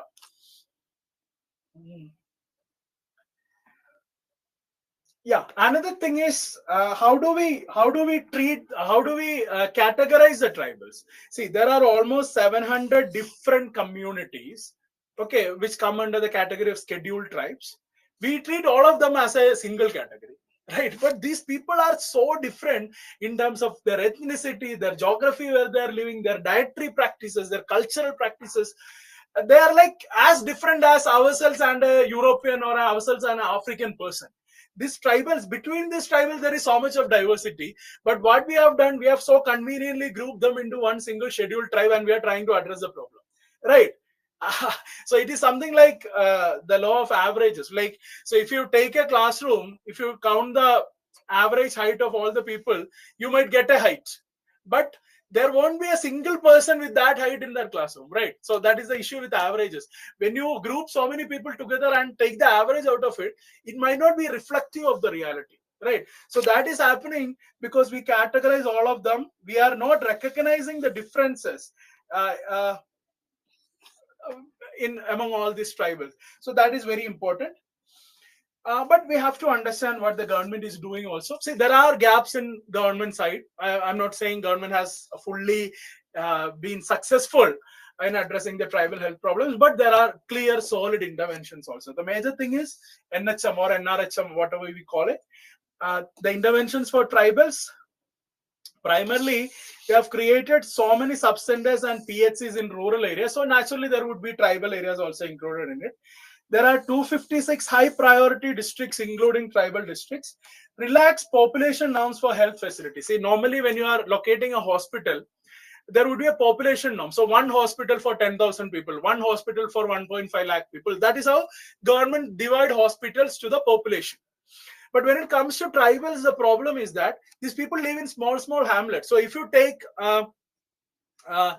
if you want to set a hospital for 10,000 people, maybe you have to cover a huge landmass. Like, for example, just imagine 10,000 people in the mainstream would be located in so many places. Just imagine, I'm just not drawing anything to scale, just to give you a visual sense of it. In rural parts of India's mainstream area, the mainstream land, for example, take Kerala or Karnataka or Tamil Nadu, 10,000 people would be located in this much area. If you take the tribal thing, here would be 500, here would be 200, here would be 700, here would be 600, then somewhere here would be remaining. So 10,000 people would be found in this much area. So this 10,000 people, one hospital in the center of that, this is fine. But for this much people located geographically dispersed, one hospital is not enough, right? So there has to be hospitals at a geographical proximity, close to their house. Then only they can go there. You cannot go to a hospital for which you have to travel 1 or 2 days. No, that is not possible. So we have relaxed the population norms for health facilities. So these are all positive things, even though these are not sufficient. These are all positive efforts. Attempts to solve the communicable diseases, revised National Tuberculosis Control Program. Under that, they have been treated vector-borne diseases. This is with respect to the infectious diseases. Diagnostics and malaria treatment are available at doorsteps. Kala Asar diagnosis in endemic districts where it is originally present. In tribal areas in Bihar, Jharkhand, Uttar Pradesh, and West Bengal, there are services being given. Reservation of seats for ST candidates in medical and dental courses. National AIDS Control Program, so ensure universal access to HIV testing and all that. So this is what the government is doing. So what is the way forward? So we have seen they have a unique approach to health. They have so many problems. Our facilities are not up to the mark. right? We have to bring all this together as the way forward, right? So we need a special approach towards our tribal people, especially their health. There should be a grassroots approach. The districts, local authorities, everyone should be brought together. So because the tribals vary between community to community so much, we need a micro level approach, right? For one tribal there should be a slightly smaller health plan. For another tribal it should be a different health plan, because then only it can work. Then there should be a national level bringing together or synthesis of tribal health to highlight recurring themes and gaps in tribal health. So what are the major issues with respect to tribal health we have to bring together, and we have to solve it through governance, local level planning, sensitization, etc. Then we need collaborative partnership with civil society, community-based organizations to customize and implement locally relevant health reforms. Okay, that is what we should be doing. Okay, I hope that is very clear. Moving on to the question with reference to tribal health, which was recently in news, consider the following statements. Let me launch the poll for you.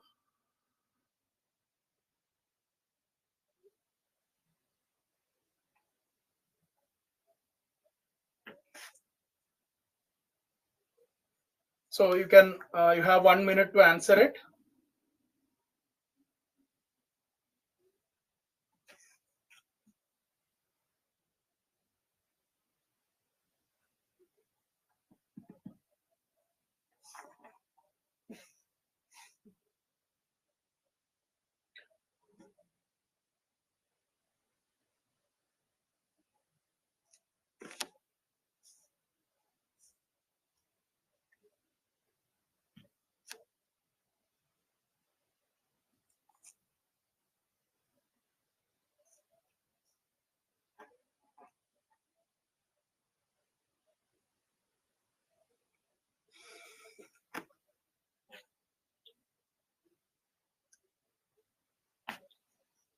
So last 5 seconds. Everyone please answer quickly. So yeah, most of them have got the answer right. So the correct answer will come to the correct answer. So the prevalence of HIV or AIDS is higher in Northeast Indian tribal regions. We have seen that. Most tribal regions, infectious diseases like malaria are prevalent and have a higher morbidity and mortality. What is morbidity? That is their tendency to get the disease. Mortality is facing death out of it. Okay, that is a difference between morbidity and mortality. So correct answer is C, both are correct. Discuss the necessity for special focus in the tribal health sector in India. Okay, so introduction, you have to convey to the evaluator that why tribal health is a special scenario, right? You could bring a comparison between the mainstream health and the tribal health. Unlike people of the mainstream land, tribal health is something like this. That is how you have to bring in the introduction. So why tribal health require a special focus, that has to bring in the introduction. Then you suggest further the reasons, different reasons for special focus. One, they are already facing special types of health problems.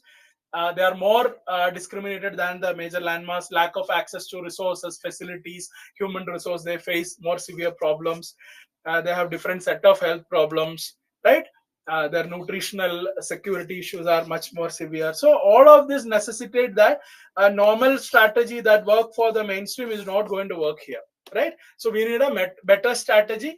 It should be a micro level approach. You cannot have one policy, one health policy for all the tribals, right? That is what we talked about. We need a health policy that is tailor-made to the specific requirements of different tribal groups. Okay, so you can give some suggestions as to how to do that. So there should be local NGO, community-based organizations collaboration, so that each tribal group can be addressed. The data on health information need to be available. So all those points that we discussed, you can write that and you can conclude it. Okay, so I hope it is clear how you can structure it. So this is about the IP rights. This is about the traditional knowledge. See, in India, CSIR, Council for Scientific and Industrial Research, they have started a traditional knowledge digital library in collaboration with AYUSH. So traditional knowledge digital library is a digital library to bring together all our traditional knowledge in India. The primary purpose of it was to fight biopiracy. Biopiracy means foreign countries are patenting medical applications of Ayurvedic products in India. Okay, for example, famous case is neem and turmeric. Okay, neem and turmeric has been used in India for time immemorial for their medicinal properties, right? America tried to patent it. We had to fight a long battle to resist it. So after that, we started this traditional knowledge digital library. So all these specific medical practices, Ayurvedic medicines, be it the herbs or be it the practices that are unique to our rural or the traditional land, we'll just document that information. When somebody moves for patenting application anywhere across the world, we will show that we have been using it historically, so you shouldn't give patent to them. That is the idea. But the problem is the rich tribal knowledge has not been fully brought in here. Okay, so it is necessary to collect and digitize tribal knowledge on medicinal plants. The only one exception to this is Kani tribe in Kerala. So you can just write it down. So they are prevalent in the what you call southernmost part of Kerala, in a hills called Agastya Hills. So the Kani tribe, they have a special herb. It is locally known as Arogya Pacha. It translates to healthy greens or something like that. Okay, that is the meaning of it, Arogya Pacha. So this thing has been kind of a superfood and a super medicine kind of a thing. So with the help of researchers and all that, they have brought this in this TKDL, and they have protected that from going to the foreigners. So that is one exception when it comes to tribal traditional knowledge. So you can remember that. Moving to tribals and sports. So the context is several sports persons have come from tribal dominated belts. If you know, mostly in the hockey, Dilip Turkey, Ignatius Turkey, these are all from tribal lands. Then there are olden hockey legends are there from tribal areas. The reason why these tribal people are good with sports is, one thing is they live in extreme geographical conditions, be it hilly terrain, extreme climate which normal or the mainstream society cannot survive or tolerate, but they survive there. And despite all the backwardness they face, lack of access to sports training or facilities, they still have a stubborn refusal to give up. Their attitude is so good that they have a what you call perseverance or a ability to withstand such heavy challenges. So they tend to be good with sports, and we are promoting that. Okay, so why do we want to promote sports in tribal regions? Okay, so generally it will help the people fit, keep them away from substance abuse, maintain harmony, and channelize the youth's energy in constructive areas.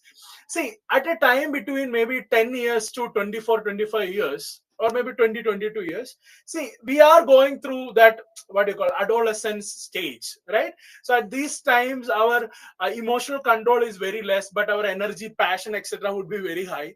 So it is very likely that we can go and do wrong things, we can do mistakes, right? So at these stages, consider the tribal life. Okay, they don't have so much thing going for them, they don't get a proper education, proper health, they don't know what their future is, right? So they can be frustrated, and all this extremist ideologies like left-wing extremism and etc., these people can lure them into that. Okay, so when these people are instead taken into sports, or they develop themselves in sports, they can channelize that youthful energy into something constructive rather than destructive. Okay, so that is the obvious reason. Keep them away from substance abuse, extremist ideologies, pulling the youth out of poverty. See, many a times in India, sports is considered as a pathway to get a government job for a large sections of the society. So even if not a government job, they will get your opportunities to improve goes up when you are in serious sports, in professional sports. So basically the idea is to use sports as a tool for economic development, community development, and individual development. So that is why how sports is being considered with respect to tribal regions. So I'll give you a clear case study where I'll prove this. Okay, so I don't know whether you have heard of Yuva. Okay, so they have a football team. They are a women's football team from Jharkhand. Okay, so these are tribal girls. They are really famous. They have become famous by winning so many matches. They have gone to Spain, gone to America to participate in local competitions and all that. So they have only tribal women, tribal girls in that group. So it was started by someone known as Franz Gassler. You don't have to remember the name or anything. So he had come to India on a consulting job, and once the job was over, he just wanted to take up something challenging, and he joined an NGO and settled in Jharkhand. So there he found that the men or the boys get all the they don't have to. I mean, they get an opportunity to study. They don't have to do the household job. Yeah, the typical Indian patriarchal scenario. He saw that, but the girl children doesn't get any opportunity to improve. But they are very fierce and determined, and if you give them a slight opportunity, they have a tendency to excel. So he saw it. So he started a small football team. Initially there was not so much support from the tribal community. So the girls started coming in. So eventually he trained them. He brought in coaches, professional coaches. He partnered with Lenovo India. So he started bringing in funds. So these girl children started improving on their game, and along with the sports, they also started improving in their academics. They started doing community centered activities. They have an app. They have an app to prevent child marriages. That is the only the digital app in the world to prevent child marriage. These girls have created it. So they are doing so many things. Okay, all through sports. Okay, so sports can be used as a tool for social upliftment, for social change. Okay, so these girls were earlier what used to happen to them was they would be getting married at 13 to 14 years of age. Their education will stop there. They will be getting pregnant by 17 or 16 or 17. They would be getting kids by 20, 22 years. They will have 2 or 3 kids. They take care of their young ones. This is their life. Okay. There is no opportunity for progress, right? They were denied all opportunity, especially the girl children. So when they're given this opportunity, they took it up and they excelled in it. That is the story of Yuva. Okay. The same is the case with another NGO which is working in Karnataka-based tribes. It's not a bridges of sport. They are working with a community known as Siddhi community. Okay, so you can just make a note of it. You could get prelims question on this. So Siddhi communities have been people who have been transported from Africa in the colonial times as slaves. Okay, so these are people of African origin, and they have been known to be extremely athletic. Okay, they have been known for their athleticism. Athleticism means extreme physical strength, endurance levels, and capabilities for turning out to be an athlete. So now we have an athlete by the name Ravi Kiran Siddhi. So he's one of India's fastest 100-meter runners. Okay, he's aiming for Olympics. So this is also something you can check it out. You can see how fast he's running and all that. So this Bridge of Sport NGO is leveraging or bringing sports to this Siddhi community. Okay. So these are some of the tribal sport initiatives. Okay, so and all of this have it gives an opportunity for economic growth, social change, all those things. So that is why this is being promoted. So what are the challenges? Okay, so we know what is opportunity being opportunity that tribal sports people get, but what are the challenges? There are policy hurdles. There exists no policy on sports. So they are not going to get any infrastructure support, any sports equipment, sport items, sports coaches. None of this there. There is no proper tribal sports approach. Lack of funds. Okay, so there would be widespread corruption. Nobody is going to bring or extract accountability when it comes to tribal situations.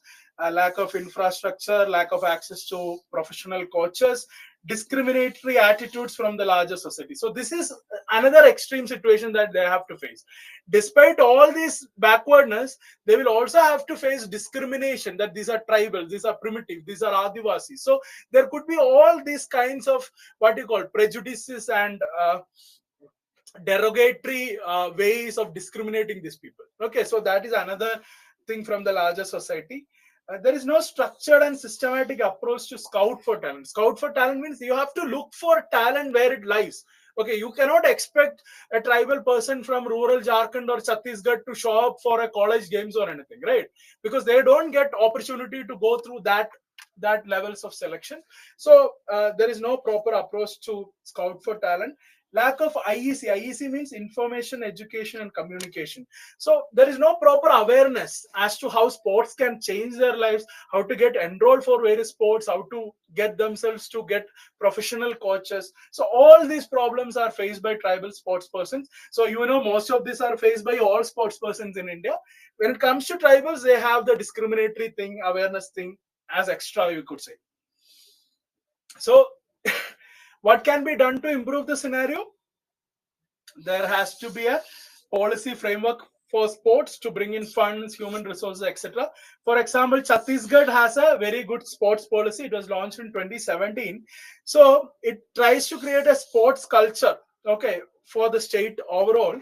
But they also want to undertake innovative efforts to encourage government, private sector, or NGOs to adopt one sporting activity or sports person to promote sports culture.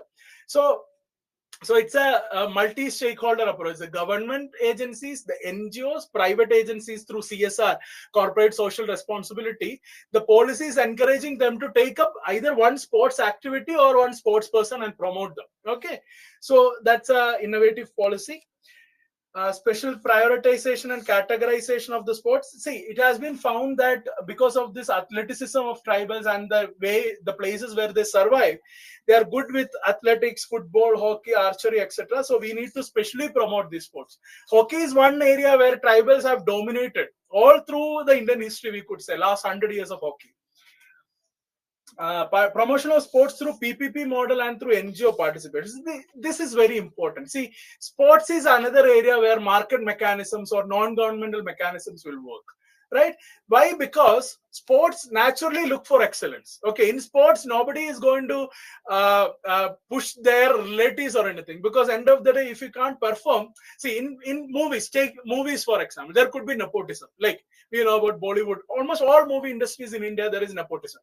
Right, but when it comes to sports, you can't do that. No, just imagine the case of Sachin Tendulkar. He has a son, but he just could bring him till the team, but he is not allowed to play. Right, so sports is naturally looking at excellence. Okay, so market mechanisms can work there. So PPP models could work. Then democratization and decentralization of selection process, that is very important.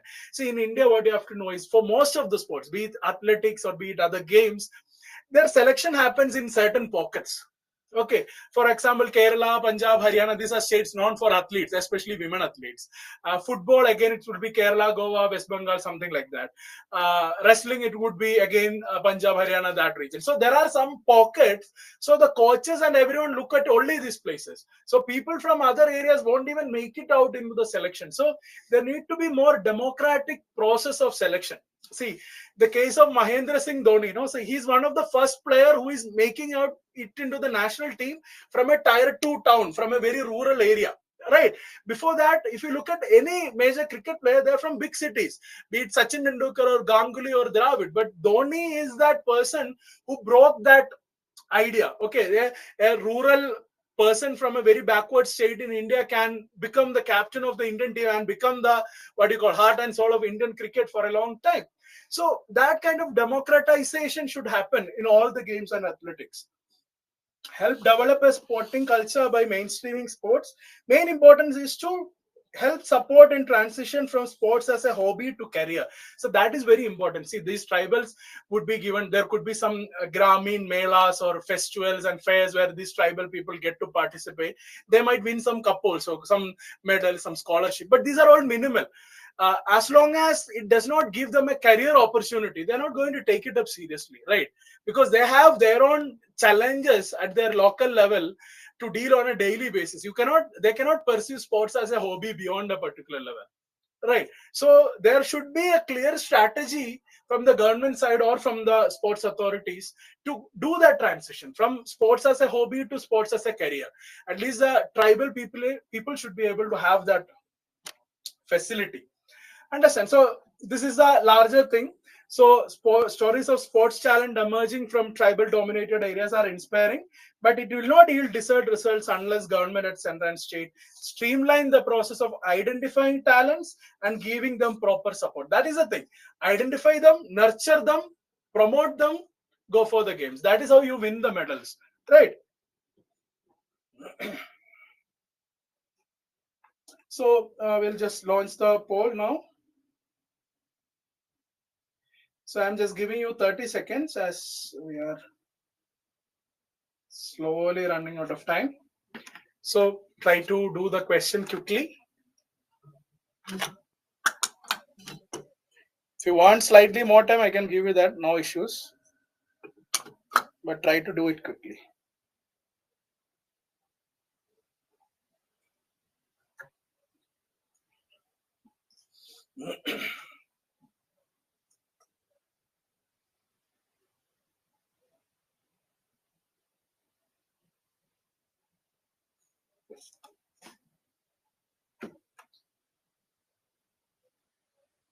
Okay, so most of you, majority have got the right answer. With reference to promotion of sports in tribal areas, consider the following. Lack of IEC campaigns on sport promotion schemes inhibits sports promotion in the tribal dominated areas. We saw that. Second thing is, state of Chhattisgarh, despite being one of tribal dominated, lacks any policy on the promotion of sports. That is wrong, right? So answer is A, one only. Okay. Moving forward. Tribal dominated states in India have huge potential to bring a paradigm shift in sports culture in India. Analyze. Okay, so we can talk about sports culture in India in general and how tribals can become a changing force for that. That could be your introduction. Then you can mention about the potential of sports among tribal, right? Different angles we talked about from a social standpoint, from an economic or a professional standpoint, from a, what you call a security centric standpoint, why we need to promote sports in India and how that promotion of sports can bring about a paradigm shift in sports culture in India. So when they take up sports seriously, these are people who survive on very tough geographies, very tough climate, right?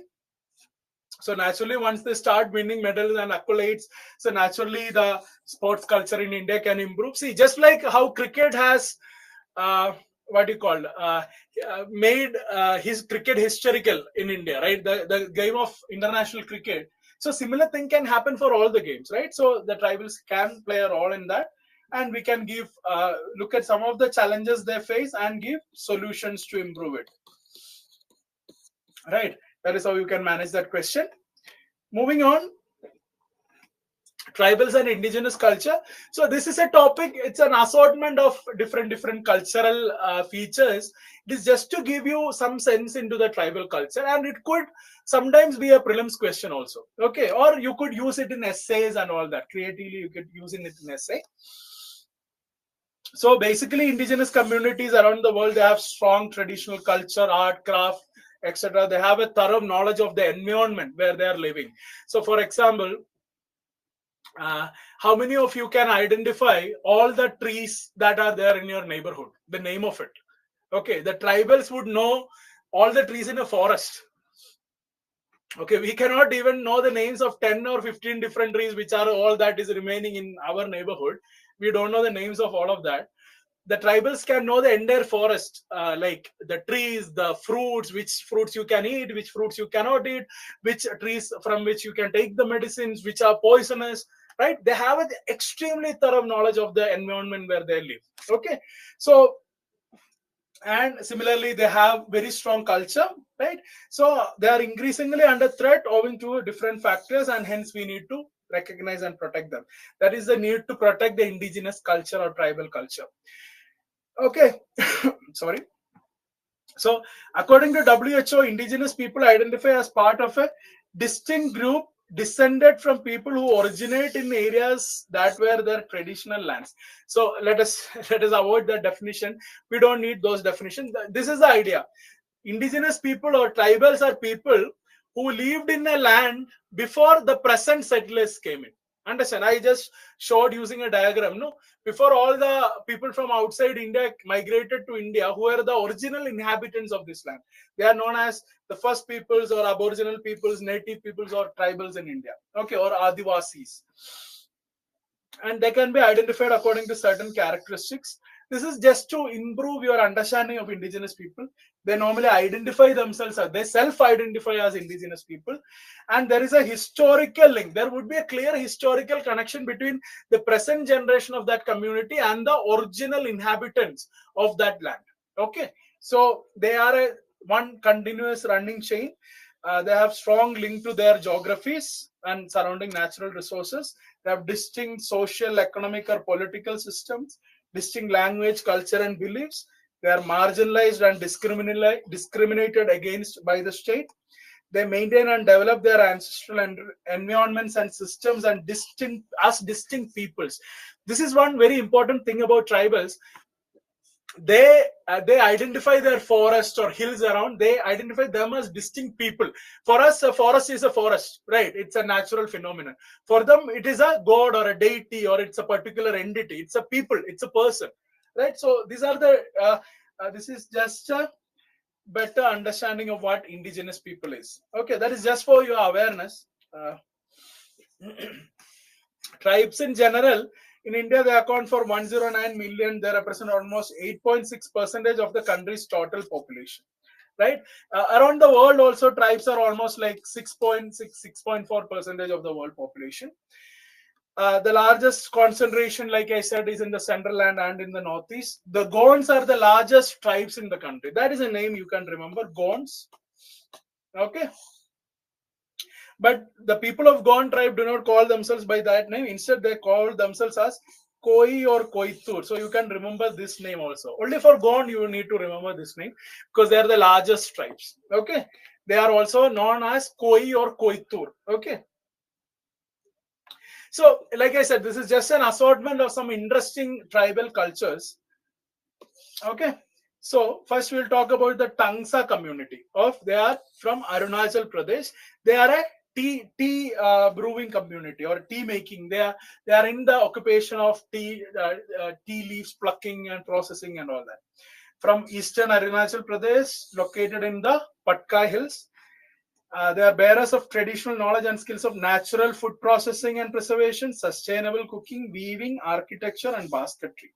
But the practice that they actually continue to do to date is that of indigenous bamboo tea making. If you can see in this, imagine this person is making tea within the bamboo that cylinder. Okay. Tangsas along with Singphos is believed to be the original tea makers in India much before the British introduced it commercially. See, just imagine the culture of the tribal people. I don't know how many of you have even heard of this name before. Okay, I for once haven't heard of this name before. Okay, I started learning about this for the lecture only.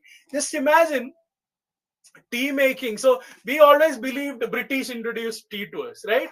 They introduced it for their own economic reasons, but we believe it is one good British contribution that the tea is. But even that was already pre-existing here. So isn't that a very liberating information that you can have? So Tangsas, you could see only one information you need to keep from it, or maybe two. Tangsas connected to Arunachal, connected to original tea makers of India. That is enough. Nothing more than that.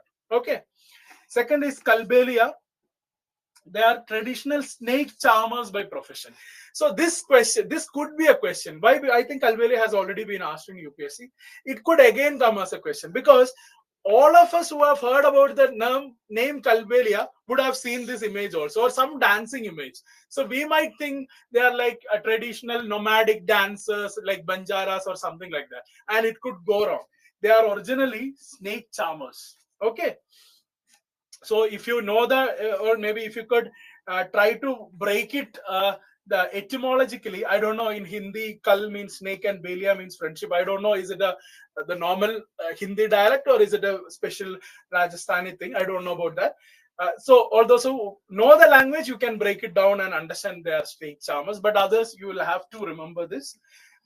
But since the enactment of Wildlife Act of 1972 and subsequent ban on snake handling, they have lost their traditional profession and now they are pursuing performing art. If this could be a prelims question because of this interesting data, right? Kalbelia, from the name, if at all you could decode the name, you think they are snake charmers. But ever since Wildlife Protection Act, they have changed it into performing art. Okay, so if you don't have the entire information on Kalbelia, if you have 50% information, some would think they are snake charmers, some would think they are into performing arts. Both of us could go wrong, right? They are actually doing both. Okay. They are known worldwide for their exuberant and energetic dance, and they are part of the list of UNESCO's intangible cultural heritage of humanity. Extremely important, Kalbelias of Rajasthan, extremely important. Okay. Snake charmers, performing artists, snake charmers who became performing artists due to Wildlife Protection Act. Okay. And they're part of UNESCO intangible cultural heritage. That information is enough. Rajbongshi, the name is interesting. Okay. Indigenous community in West Bengal, Assam, Arunachal, Meghalaya. So Rajbongshi. So at least people who are good with language or have a tendency to identify patterns with the name Rajbong, you might think it is in West Bengal or somewhere around. At least I would make a guess like that they belong to West Bengal. But I would never think they will be there in Assam, Arunachal, and Meghalaya. Right. So again, that could be a possible question. Right. So we might think Rajbongshi is maybe in Bengal and maybe Odisha also. Odisha also, you hear these kind of bo sound names or o sound names, but they are actually in West Bengal, Assam, Arunachal, and Meghalaya, and various northeastern parts. Very interesting. They are primarily agriculture as their livelihood. They have so many art forms. The major thing is with bamboo and dokra crafts, performing arts like Gomira dance or Mugha Nach. Okay, mostly if UPSC is asking, they would ask Mugha Nach only. Okay, because that name means something, no, Mugha Nach. Okay. And things will go wrong because, see, just imagine if I am doing this question, just they are putting a question. A traditional dance form known as Mugha Nach is associated with I'm putting a simple question, which among the following communities, or it is shown by tribals living in which part? Okay, so my thing is Mugha means face, Nach means dance. This is something I know, okay, with my very limited Hindi knowledge. So I'll be looking at some tribals in the Hindi heartland. Okay, I'm not going to think about tribals in West Bengal, Assam, Arunachal, or Meghalaya, right? So that is how this question can go wrong, if at all a question comes. So that is why very important to remember this thing, especially Rajbongshi, Mugha Nach. Okay, and they are not from the Hindi land. Okay, they are from non-Hindi land or non-Hindi speaking land. That's what I meant. Dokra or jute mat weaving is an indigenous tradition. This is something we can assume. West Bengal, Bangladesh, that region is famous for jutes and the what do you call artifacts or handicrafts from that. So if you know jute mat weaving is Dokra, we could get it right. But Mugha Nach can put us in trouble. Okay. And the last thing is Goan tribe, Gondi language. It's a pre-Dravidian language. Okay, so since they are in the central India, we might think they are not the Dravidian people, but it's a pre-Dravidian language. Only unmarried daughters are regarded as members of the family. If you marry and move out, you are no longer the member of the family. Several religious festivals, Akhari, Jivati, Pola, not very important. The Goan songs are narrations of their life. They have expertise in beautiful wall paintings and floral designs, depict geometric designs and stylistic figures of plants. Basically, plans around. That is what they capture in the drawings. Okay, so these are some of the tribal snippets that I wanted to convey to you. So most of this could be a possible prelims question. That is why I have tried to incorporate that.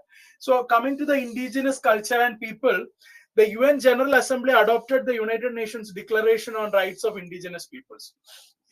Even that could be a question. So declarations on rights of indigenous people, is it under UN? Is it under UNESCO? Is it under something else?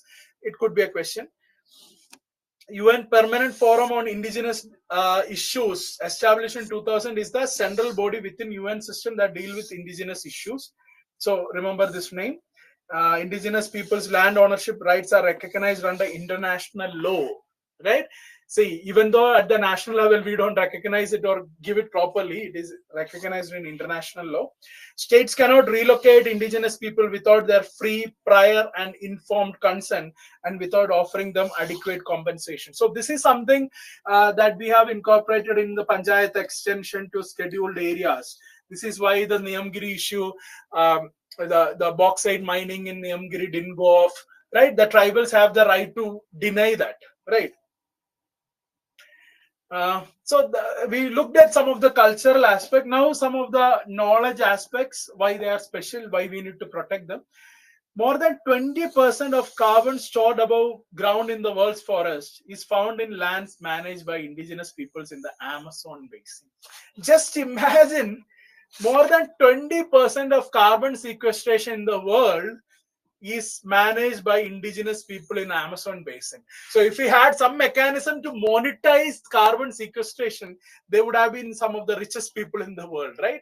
So that is how strange the economies of the world work, the systems of the world work.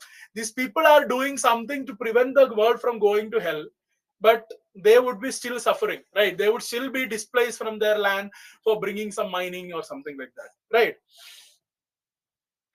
In the Amazon basin, Mesoamerica, the DR of Congo, Democratic Republic of Congo, and Indonesia. So, but it's still 3 or 4 places, right? They help fight climate change. Their sustainable land use practices help in fighting climate change. In this, you might have an issue with shifting cultivation, right?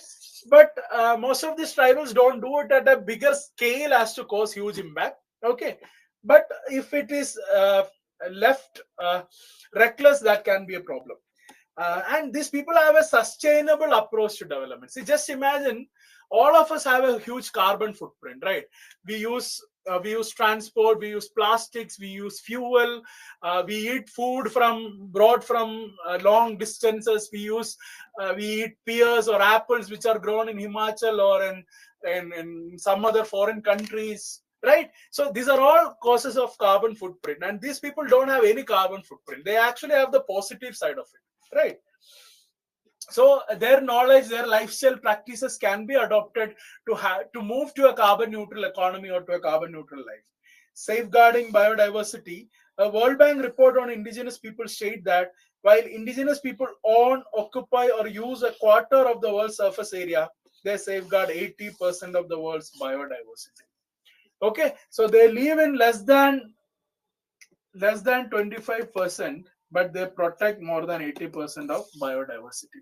So if at all there is some benefit happening to the biodiversity or the environment or the mother earth in general, it is from these people and never from us. Okay, so we should up our game. We should try to be more environmentally conscious and sustainable. But obviously, we have been seeing so far, they are facing so many challenges.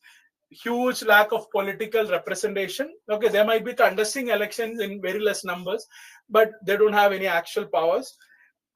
There is no proper recognition of their way of life and identity, land and resource rights. Even now, huge challenge. In India, we have the Forest Rights and Act and all that. We are trying to give them powers, but it is not fully happening.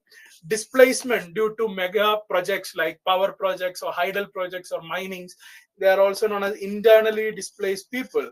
Out of more than 90% of the internally displaced people in India are tribals. Okay. And they have to face violence at the hands of the state, at the hands of people like left-wing extremists, everything. Lack of access to services, including healthcare, we saw it, racism and discrimination, economic marginalization. See, they have all the challenges that the world can offer, but still they lead a sustainable, environment-friendly, eco-friendly life, embracing a holistic sense of life, right? So it is very important that we preserve and protect their ways of life, their systems of culture and all that.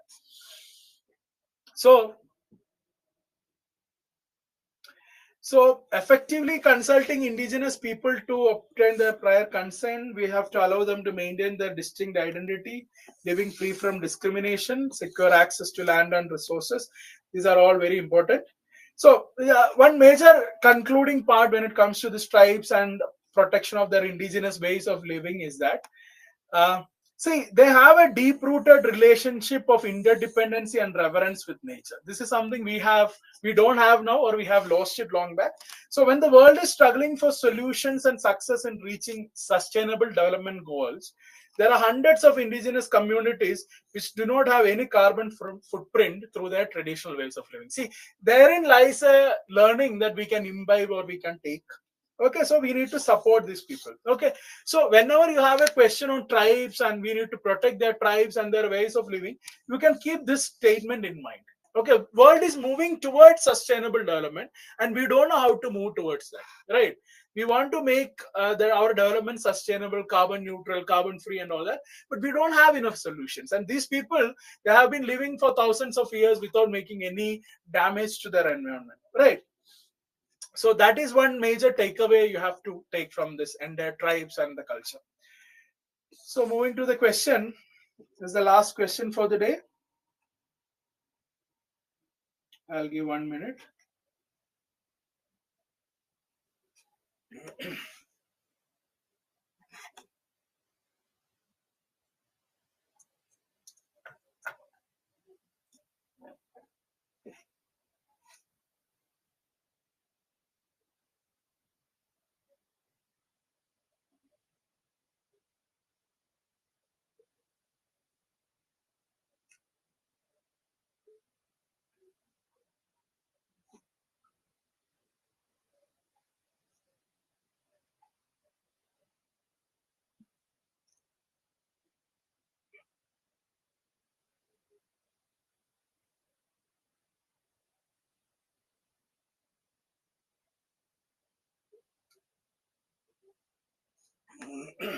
Last 10 seconds.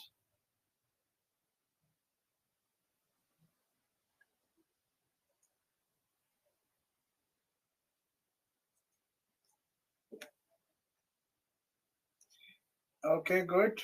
Majority of you have got the right answer again. So indigenous people constitute around 6.2% of the global population. I have mentioned it.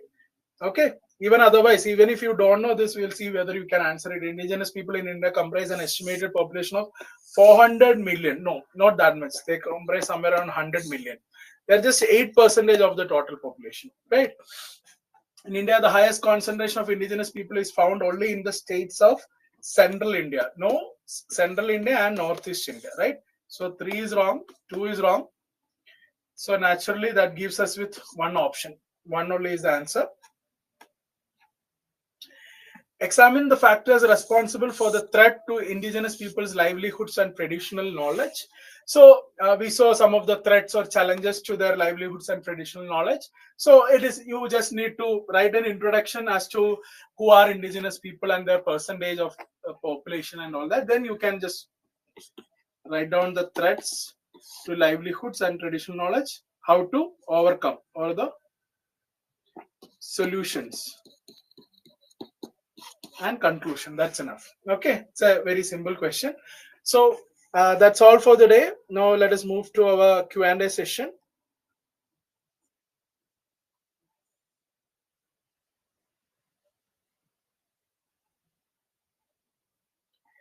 So let me just try to get the questions you have asked.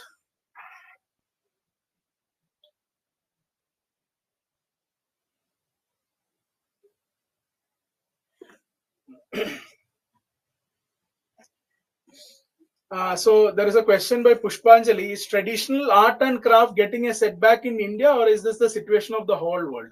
So that's a really good question. So Pushpanjali, you have to understand how the modern economies work. Modern economies work based on scale.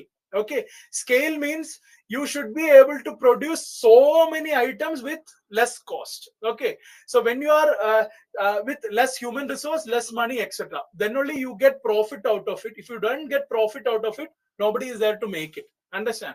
The problem with art and handicrafts and all that is, for example, take the example of Kanjipuram sari. Okay, it's a very famous thing, everyone wants it, right? Very expensive also. Why is it expensive? One person will take 15 to 20 days to make one very exquisite Kanjipuram sari, right? So the scale at which you cannot bring down the cost, it's 20 days of human labor. So even if minimum you give 500 or 1000 rupees for that person, 20 days, if you giving, just imagine 500, okay, 20 days it will cost 10,000, right? How will you sell it? Who is going to buy that? See, that is a challenge. Okay, so they cannot scale it up. That is a bigger problem that is there across the world. The solution to that is the tribal or the traditional arts and crafts should be sold in a different way. It should be marketed in a different way. It should be marketed for its what do you call, custom made. There won't be two pieces made like that, or it's like directly employing tribal people or something like that, or it would be having a GI tag, okay, or the environment friendly mode of production. So you should market it like that. That is the only way you can justify the prices of it. Please explain the entrepreneurship part of rural tourism. Okay, good question. See, when it comes to rural tourism, you understood that there would be additional jobs that is created, right? So because of tour guides and all that, the entrepreneurship means there should be someone to provide these services, right? So it is not like for example, let us take Hampi as an example, or Goa as an example. Hampi and Goa we can take. They are two different things which all of you might have heard about. Goa is it's a beach tourism based thing. So you have two major places in Goa. One is the North Goa, where you have all the famous beaches most of you have heard. Then you have the South Goa. Okay. In North Goa, what are the various business opportunities? You have hotels, you have pubs, bars, you have big lodging facilities, you have casinos. Okay, these are all business opportunities in North Goa. What are the business opportunities in South Goa? You have a more like village-based, rural tourism thing. You can see that. So if you go to South Goa, you don't have big hotels to live. Okay, you will be mostly living in a as a home guest. Okay, so people will be renting out their own houses, but most of these houses are built on the old Portuguese style. Okay, it's very beautiful. The style is very exotic and exquisite, and that is regarding the houses where you get to stay. Okay. Second thing is, if you go to South Goa, you can find like yeah, this is the major thing. So there are different business opportunities that can open up in Hampi. If you look, a major business opportunity would be tour guides. Okay, because there are so many things, historical things, you have to get it explained. Otherwise, you go into Hampi will be a total waste. You will just see some temples and monuments and you'll come back. You won't understand the thing. So tour guides. So there would be big tour operators who provide more guides and things like that. So these are the different entrepreneurial opportunities that open up. Why tourists go to rural areas rather than to urban tourist places? See, that is what I said. No, see, first of all, why do we opt for tourism? See, we need some experience, right? We need an experience that is not part of our daily life. So the people who go for rural tourism are mostly people who are living in the urban areas, because urban is their norm. Urban is their natural thing. Every day they are seeing city, the traffic, their malls. They're fed up of it. They want a change. They want something different. They want to. That is why all the Bangalore people will be going to Nandi Hills on a weekend, or going to Chikmagalur on a weekend, or people from Bombay, the capital, the financial capital of the country, would be going to Goa by road on a weekend. Understand? They want a change of scene. Right, that is the reason for it. So Sri Lakshmi has asked a question: shouldn't we also promote the idea of religious coexistence and harmony in tourism along with religious trips? Otherwise, won't there be increased communal hatred and feeling of exclusion, and won't it defame India on a global level? A very interesting thing, Sri Lakshmi. See, that could be a risk. Okay, so these people, you are having a particular religious circuit, be it any religion, Hindu, Muslim, Christian, any religious circuit, and the people of that native town where you are going to visit, they know you are a part of a particular religion. So there could be attacks. If there is a communal attack, you could be targeted. That could be extremely bad. Tourists getting attacked anywhere, it is the end of tourism in that area. It is the doom of tourism. Okay, wherever tourists are attacked, nobody goes there because people fear for their lives, right? So that's a good question. That is something we need to work on.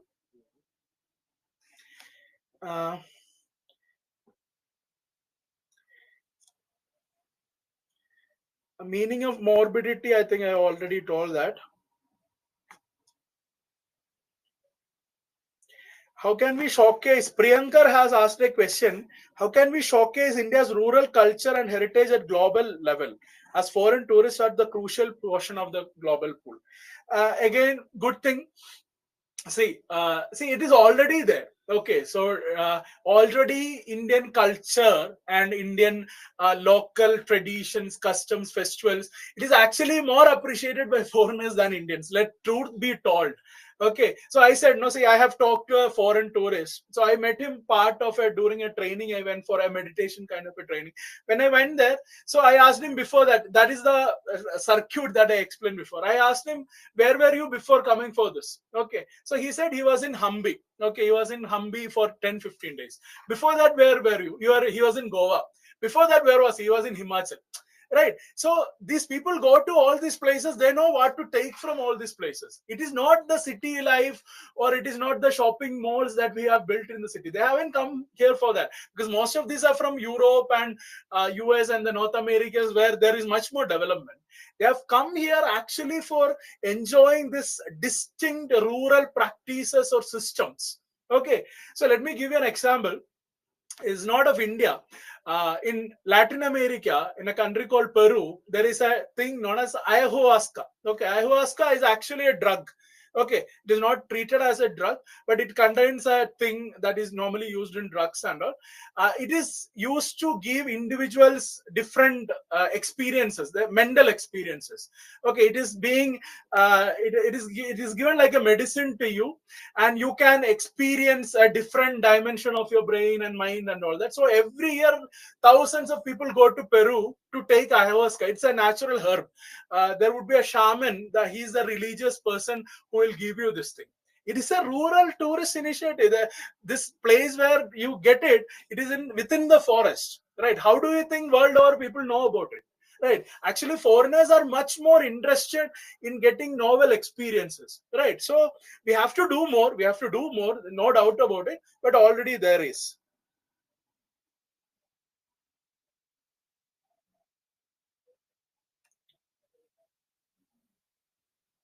Carbon sequestration is the process of converting atmospheric carbon dioxide into a non-harmful form of carbon. It could be in carbonate or something, and lock it under soil or water or somewhere. That is the idea of carbon sequestration.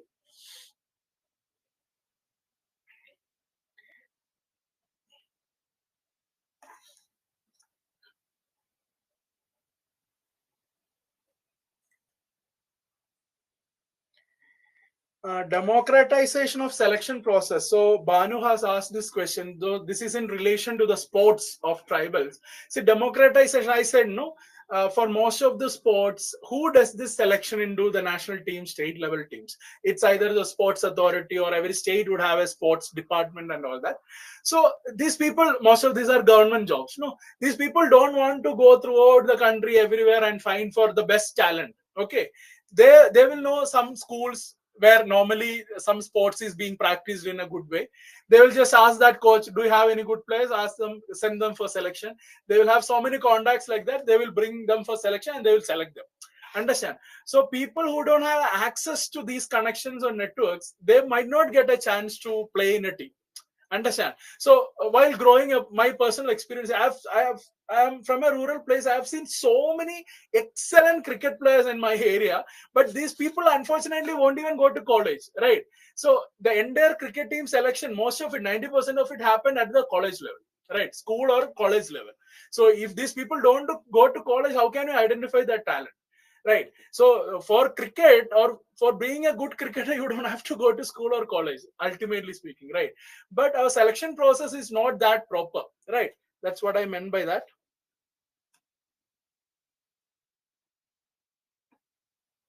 Naxalism is also known as left-wing extremism, correct? Morbidity, many people have asked morbidity. Morbidity is a condition of getting a disease, the state of being affected by a disease, that is morbidity. Substance abuse means getting into practice of or getting addicted to alcohol, drugs and all that. That is substance abuse. You are abusing a particular substance. That is the idea of it. Sakshi has asked, can ignorance and where Can ignorance and misconception about modern medicine be the reason for poor tribal health? We cannot say it fully. Ignorance could partly explain it because these people don't have awareness of what all facilities modern medicine have. So ignorance could be a reason. Even misconception to some extent, yes, that also stems from ignorance, no. But it is not like these people are not willing to accept modern medicine. That is not the case. Okay, so if you look at tribal, there could be some tribal communities which are totally aloof from the mainstream. They don't want any of us to go there. That would be there. I'm not saying all tribals are open to people from outside. I'm not saying that. But the entire tribal health, you cannot explain it due to misconceptions or ignorance. This we have failed to provide them these services primarily. Okay.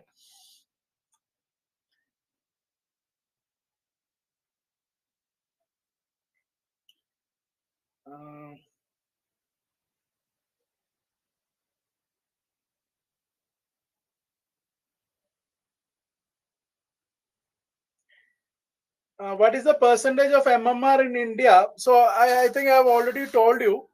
MMR in India is almost 102, 103. That is 102, 103 per 1 lakh live birth.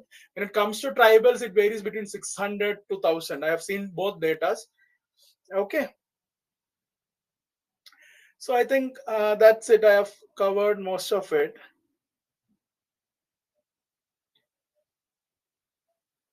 Who is indigenous people? I think I've already explained it. Indigenous people are the first inhabitants of a land.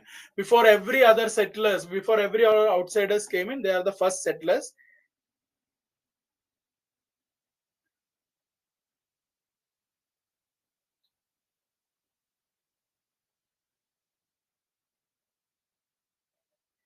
What are the indicators for measuring rural tourism carrying capacity? Mohammed has asked that question. Good thought. Okay, so we haven't fully developed anything like that because we haven't reached beyond that point. We haven't, rural tourism hasn't fully grown in India. So carrying capacity, it is much out there. It is not going to happen immediately. But eventually, it is good that we have to think about it, right?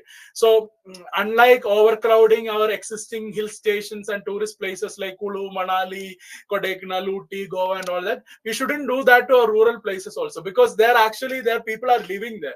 See, most of the other popular hill stations, there mostly tourists and tourist service providers are living there. Other people would have long gone back from there. But when you promote rural tourism, there is actually lives happening there. Lives and livelihoods are happening there. So we should make sure that the carrying capacity is not breached. I think that's an important point we should keep in mind also. But currently, we don't have any measure of it.